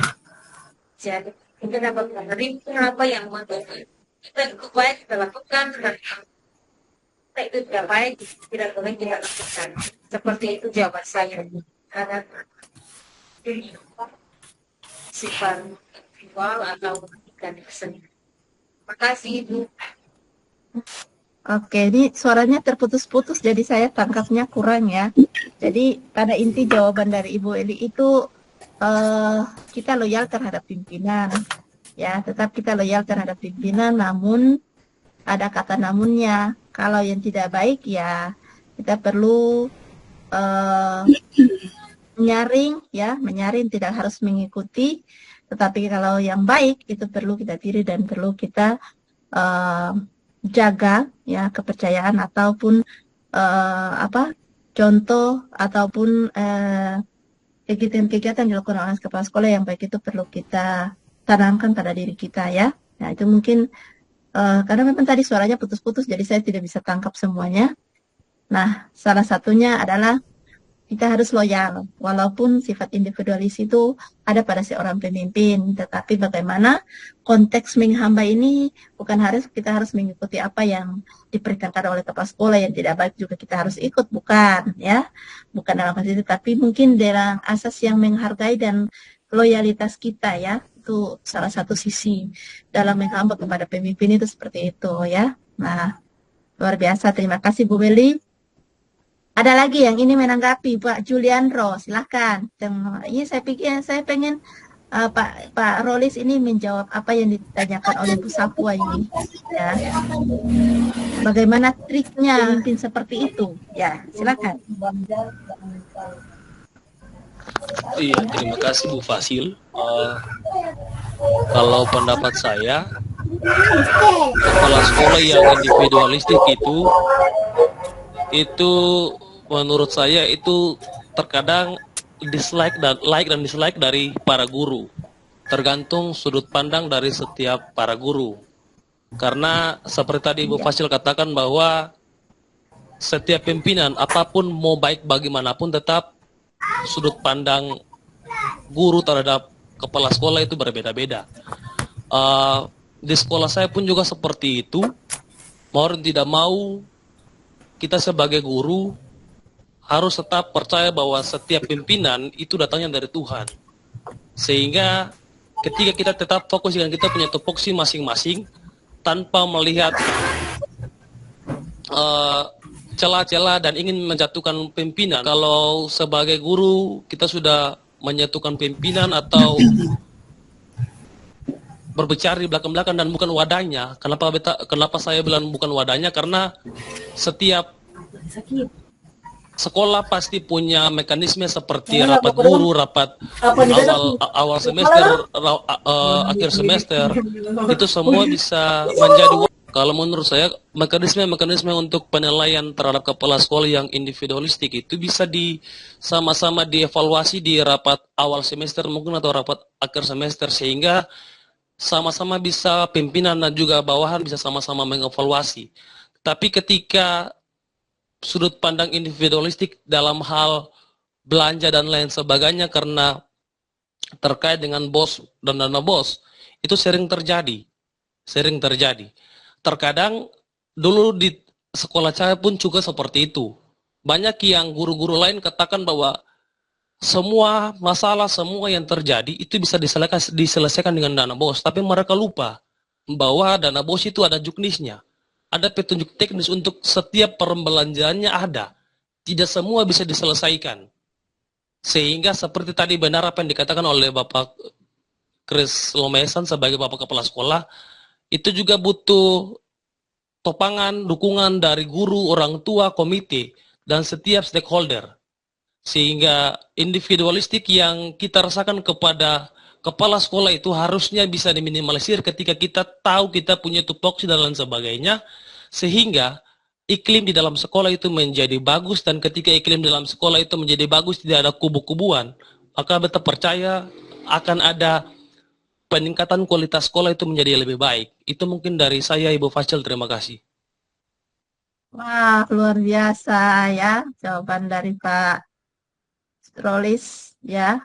Tidak memihak pada siapapun, tapi betul sekali penilaian kita itu berbeda-beda dari sudut pandang kita ya, masing-masing orang.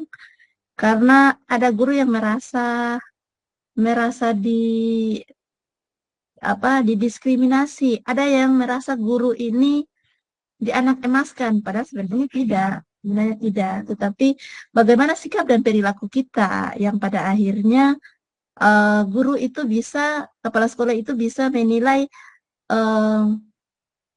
tanggung jawab ini harus diberikan kepada siapa. Kan ini masing-masing kepala sekolah itu kan dia menilai kita juga ya, bagaimana tanggung jawab dia berikan ini bisa tidak sesuai dengan kemampuan dia, bisa tidak ibu guru ini akan menyelesaikan tanggung jawab ini, bertanggung jawab tentang hal ini.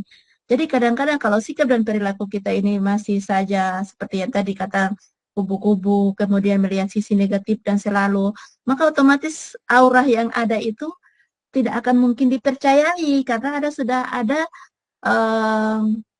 sedikit penilaian-penilaian yang kurang baik mungkin dari pandangan pemimpin yang ada ya. Jadi pada intinya adalah yang pertama kita juga loyalitas, kemudian satu yang perlu kita tanamkan dalam diri kita.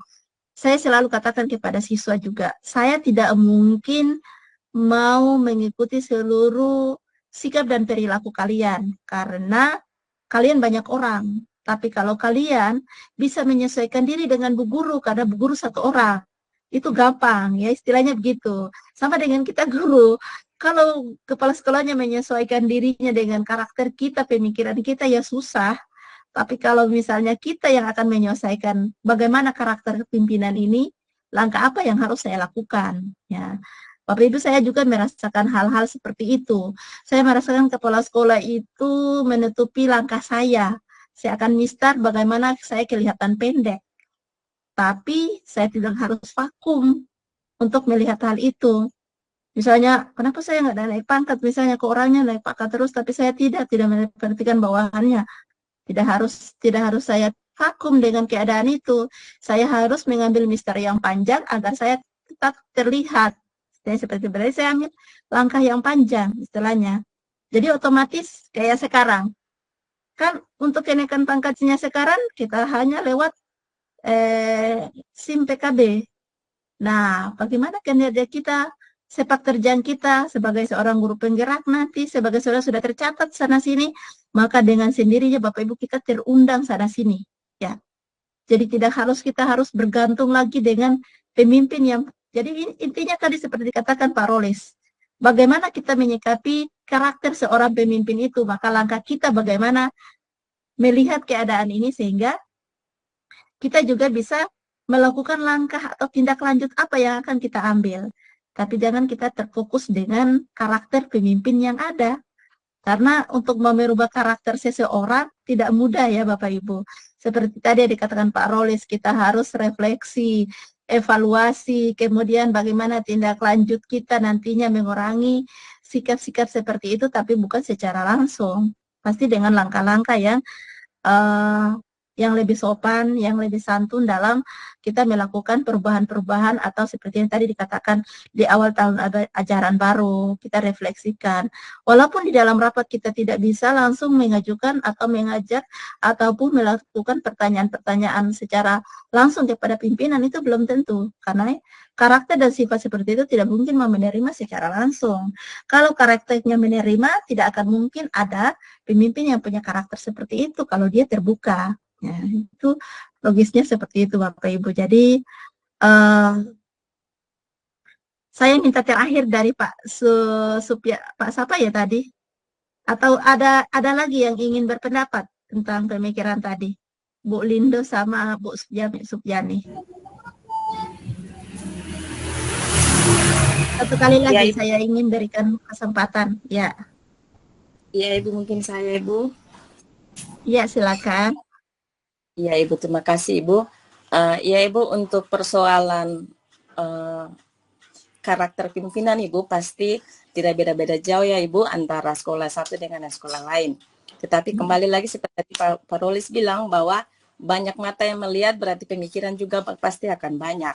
Untuk itu Ibu, kembali ke baik bawahannya maupun pimpinannya, 3 yang menggambarkan kepribadian harus ada dalam diri itu Ibu, 3 kata, tolong, terima kasih, dan maaf.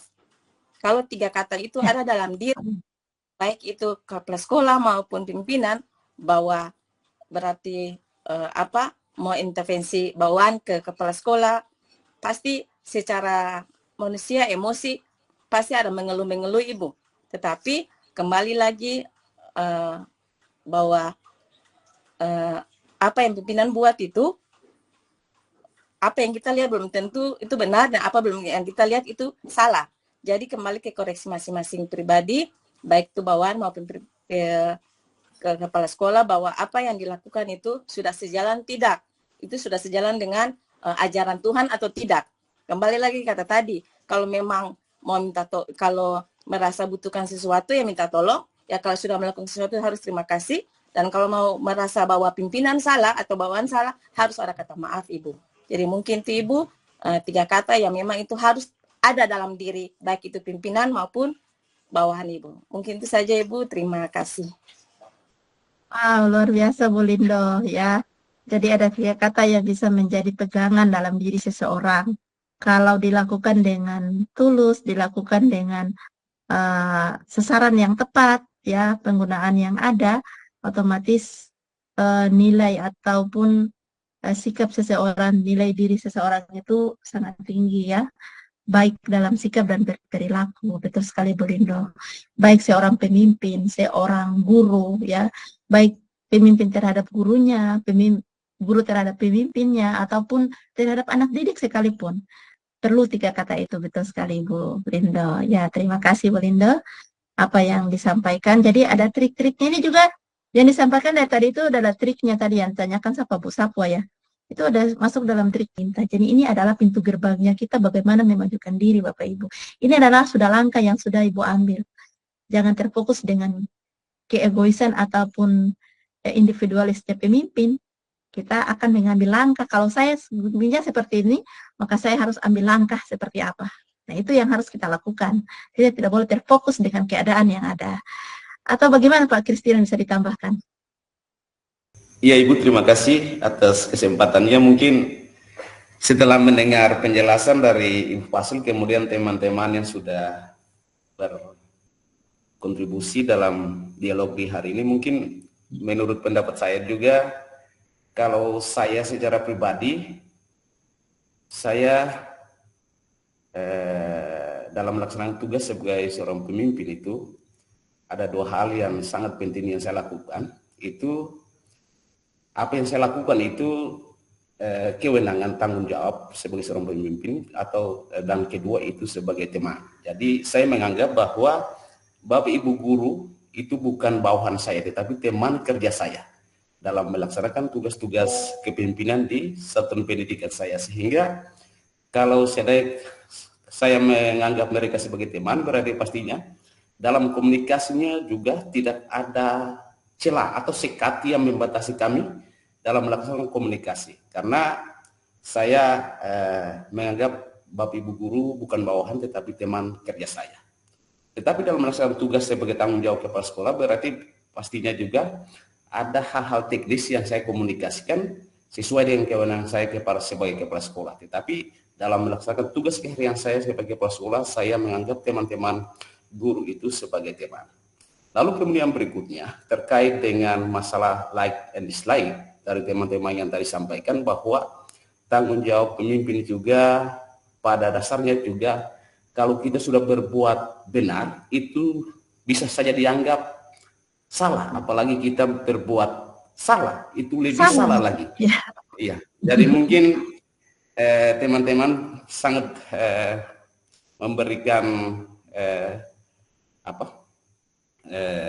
konfirmasi yang sangat positif dalam kepemimpinan di satuan pendidikan teman-teman sekalian. Jadi pada prinsipnya kita mengoreksi pemimpin itu bukan kita tidak suka, tetapi kita memberikan masukan kepada pemimpin supaya mungkin dia juga berhati-hati dalam melaksanakan tugas dan tanggung jawabnya sebagai seorang pemimpin. Kalau saya itu menerima koreksi daripada bawah, saya anggap itu sebagai sebuah masukan yang sangat berharga dalam melaksanakan tugas saya sebagai pemimpin. Apakah saya sudah melakukan ini benar atau belum, itu saya sangat membutuhkan koreksi-koreksi yang positif daripada Bapak Ibu Guru sebagai teman kerja saya. Mungkin itu saya pendapat saya. Terima kasih. Assalamualaikum warahmatullahi wabarakatuh. Luar biasa. Oke Bapak Ibu, jadi kita sudah banyak mendengar ya Bapak Ibu, ada banyak pendapat-pendapat, jadi ada tidak selamanya ada kontra, tetapi ada yang pro ya. Jadi betul sekali Bapak Ibu, semua yang terjadi adalah kembali ke pribadi kita, bagaimana cara pandang kita ya sebagai seorang guru, apalagi cara pandang kita memandang seorang pemimpin, memandang peserta didik. Kalau berkaitan dengan pemikiran KHD yang ada, intinya adalah kesadaran diri kita itu yang penting ya. Saya selalu kembali lagi kepada posisikan diri kita sebagai seorang pemimpin nantinya, karena kita ini juga calon-calon pemimpin ya, pemimpin pembelajaran, pemimpin kepala sekolah, atau mungkin sebagai pengawas. Bagaimana kita memetakan diri sesuai dengan pemikiran KHD ini ya, bahwa kalau kita sebagai kepala sekolah, media yang kita siapkan itu bagus, tanaman itu kita siramnya itu bagus, otomatis hasil yang kita dapatkan juga bagus nantinya. Intinya ke sana Bapak Ibu. Sama dengan sekolah yang kita kelola, manajemen kita bagus, sama dengan tadi Ibu tadi katakan bahwa menghargai, memaafkan, meminta tolong dan sebagainya kita lakukan dalam keseharian kita, dalam berperilaku itu tertanam dalam diri kita, otomatis kita akan mendapatkan budaya-budaya sekolah yang baik, sekolah yang bermutu, kemudian kualitas pendidikan anak yang berprestasi dan sebagainya, itu kita akan dapatkan masuk dalam manajemen kita yang baik. Dan kita akan lihat media yang kita siapkan, artinya bahwa sekolah yang kita kelola ini harus baik dalam segi apapun, bukan saja dalam segi sarana prasarana, tapi bagaimana dengan budaya yang kita bangun, keadaan atau lingkungan sekolah yang kita harus ciptakan suasananya, itu yang penting. Jadi pemikiran KHD ini sangat berkaitan dengan kepemimpinan kita ya. Kemudian kita sebagai seorang pemimpin, apalagi pemimpin-pemimpin yang sekarang misalnya yang tidak bisa menggunakan IT, sudah senior, itu biasanya kan ada kita masih dapatkan pemimpin seperti itu. Akhirnya untuk berkaitan dengan kodrat alam dan kodrat zaman itu akan bertolak belakang ya Bapak Ibu. Ada yang saya ikut kegiatan kemarin, katanya ada kepala sekolah yang masih menentang guru penggerak. Itu cerita banyak apa di situ, itu cerita apa lagi itu. Jadi dia tidak bisa menerima perubahan, menerima keadaan karena dia merasa tersaingi oleh guru penggerak yang ada. Kenapa? Karena guru penggerak banyak mengerti atau mengetahui tentang bagaimana mengetahui karakter seorang pemimpin atau bagaimana menjalankan sebuah kepemimpinan. Karena memang kita guru penggerak dilatih ke sana. Jadi menjadi seorang pemimpin yang baik seperti apa, pengelolaan yang baik seperti apa, itu guru penggeraknya udah tahu. Jadi mereka merasa seperti itu, merasa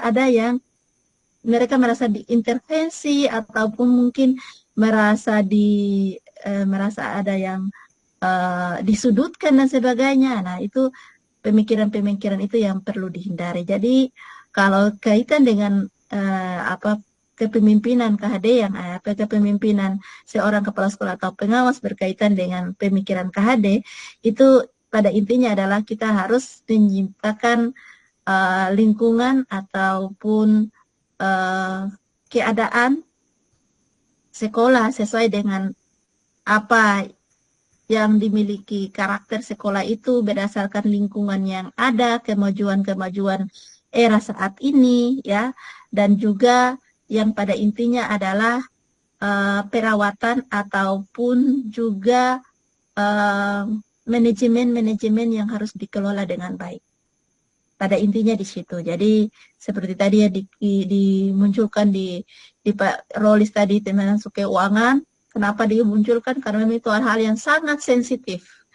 Bagaimana seseorang dinilai baik dan tidaknya, salah satu faktornya ke sana. Ya, itu yang biasa menjadi salah satu salah satu kunci seseorang akan dinilai dari segi-segi negatif atau positif itu. Jadi itu yang perlu kita perhatikan, dan kita sebagai seorang guru penggerak pada intinya nilai-nilai ataupun materi yang kita dari tadi sudah mendengar, ya, itu adalah salah satu bekal dari pandangan-pandangan yang ada.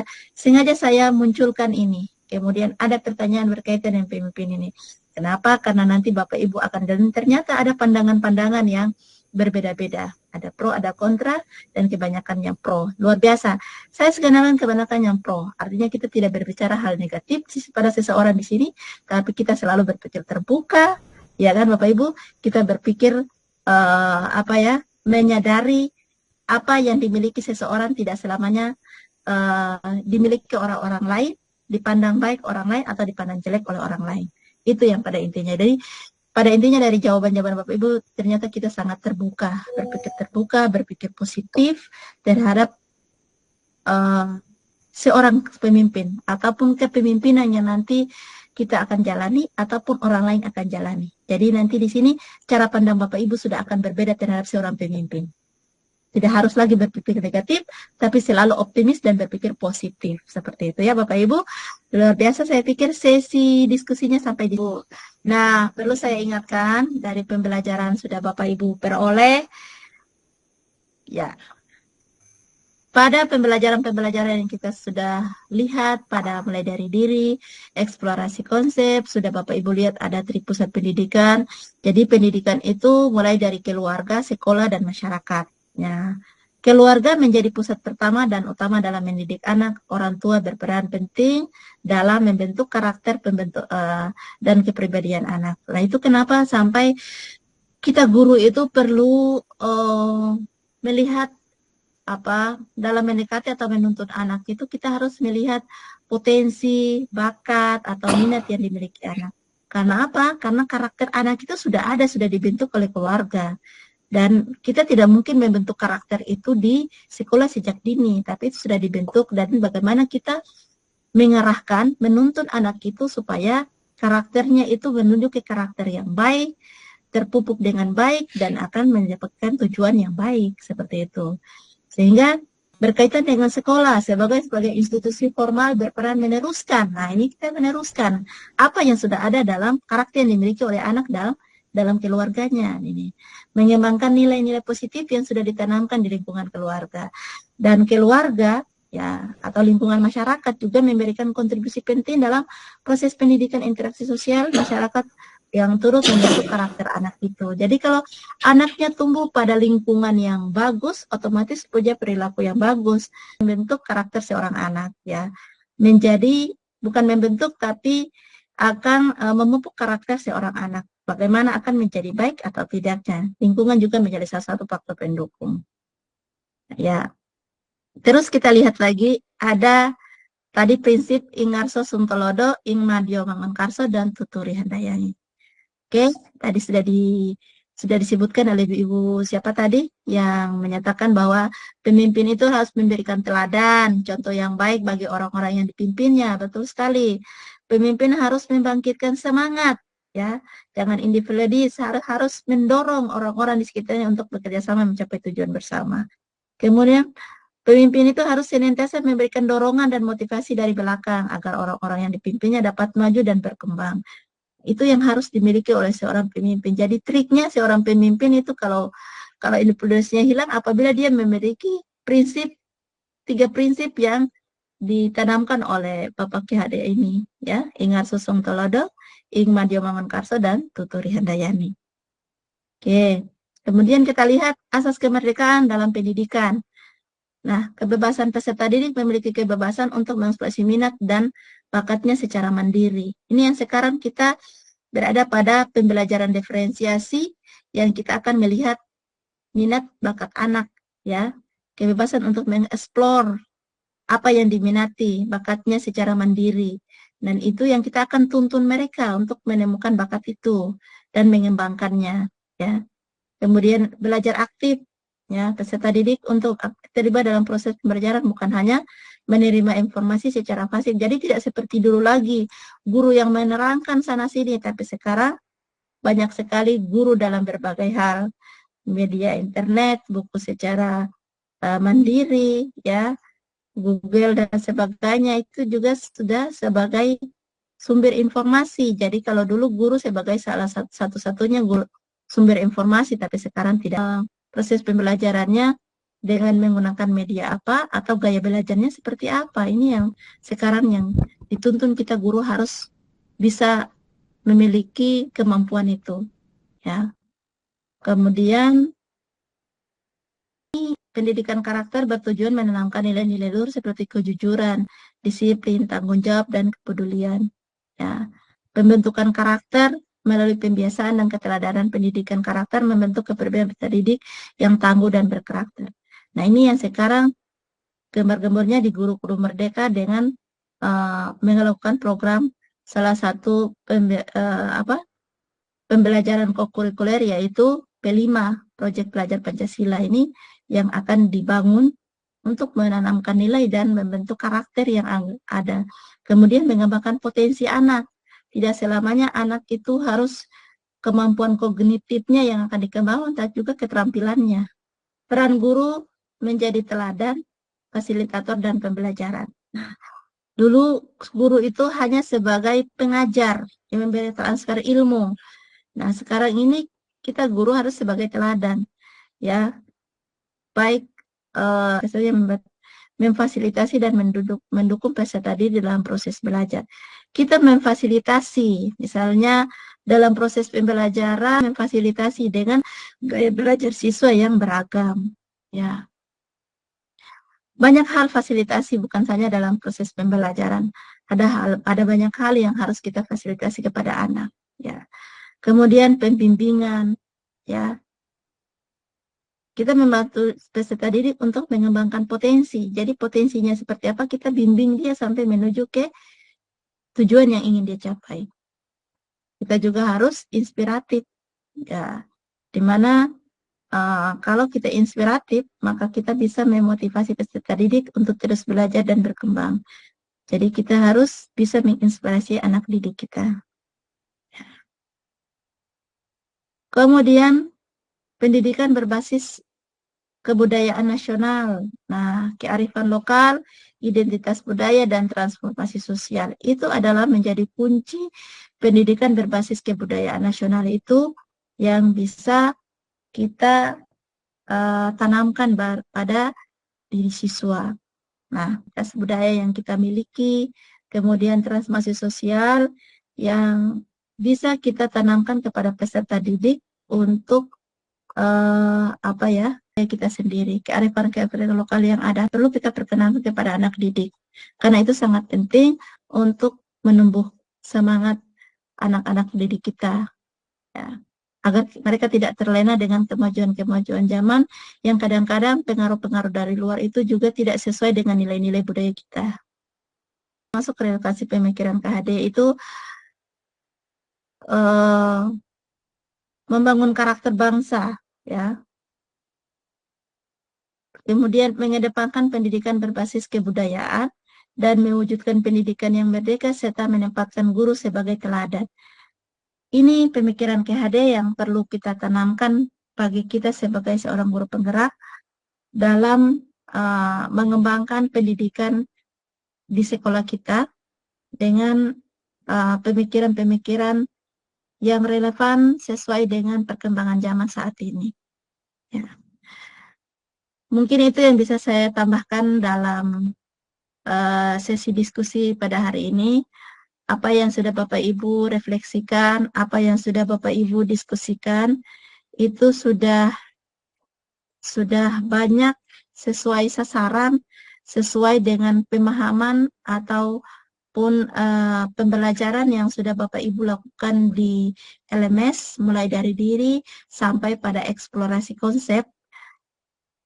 Bisa tampak dalam penilaian saya karena dari pertanyaan pemantik tadi, dari pembahasan diskusi tadi, menandakan bahwa Bapak Ibu sudah banyak membaca, sudah membuka, sudah memahami pemikiran-pemikiran KHD yang Bapak Ibu juga sudah refleksikan dan juga sudah banyak mengomentari ya pandangan-pandangan Bapak Ibu yang lain dalam merespon ataupun menjawab pertanyaan-pertanyaan dalam LMS. Baik Bapak Ibu, sedikit sudah saya kuatkan dalam pertemuan ini dan kita masuk pada sesi terakhir yaitu penutup. Dan perlu saya apresiasi buat Bapak Ibu semua, luar biasa, sangat-sangat aktif atau sangat luar biasa dalam pertemuan ini karena semua Bapak Ibu di dalam kelompok ini merespon ya pertanyaan, saran, bahkan pun tanggapan-tanggapan yang bersifat positif. Jadi pemikiran-pemikirannya sudah luar biasa Bapak Ibu ya. Terus semangat Bapak Ibu karena ini awal perjuangan. Mudah-mudahan pembelajaran awal ini, semangat yang luar biasa ini bisa berlanjut, bertahan sampai 6 bulan ke depan dan Bapak Ibu semua bisa lulus dengan hasil yang memuaskan ya. Hasil yang sangat memuaskan Bapak Ibu, luar biasa. Baik Bapak Ibu, saya pikir untuk pertemuan pada malam ini cukup sampai di sini. Sebelum kita menutup sesi ini, marilah kita berdoa Bapak Ibu, semoga sesi diskusi yang sudah kita jalani ini, kemudian pembelajaran yang sudah Bapak Ibu lewati bersama, bisa bermanfaat bagi kita semua dan juga bermanfaat bagi peserta didik dan juga pada lingkungan sekitar kita Bapak Ibu. Marilah kita berdoa mulai. Apa saja yang mau punya gaya yang ceria, ya semangat, boleh. Silakan Bapak Ibu, 1, 2, 3. Oke, terima kasih Bapak Ibu. Tepuk tangan dulu kita semua. Dengan akhirnya sesi ini, maka berakhir dulu pula pertemuan kita pada malam hari ini Bapak Ibu. Saya akhiri dengan mengucapkan Wallahumma afiq ila aqwamit thoriq. Wassalamualaikum warahmatullahi wabarakatuh. Selamat malam Bapak Ibu.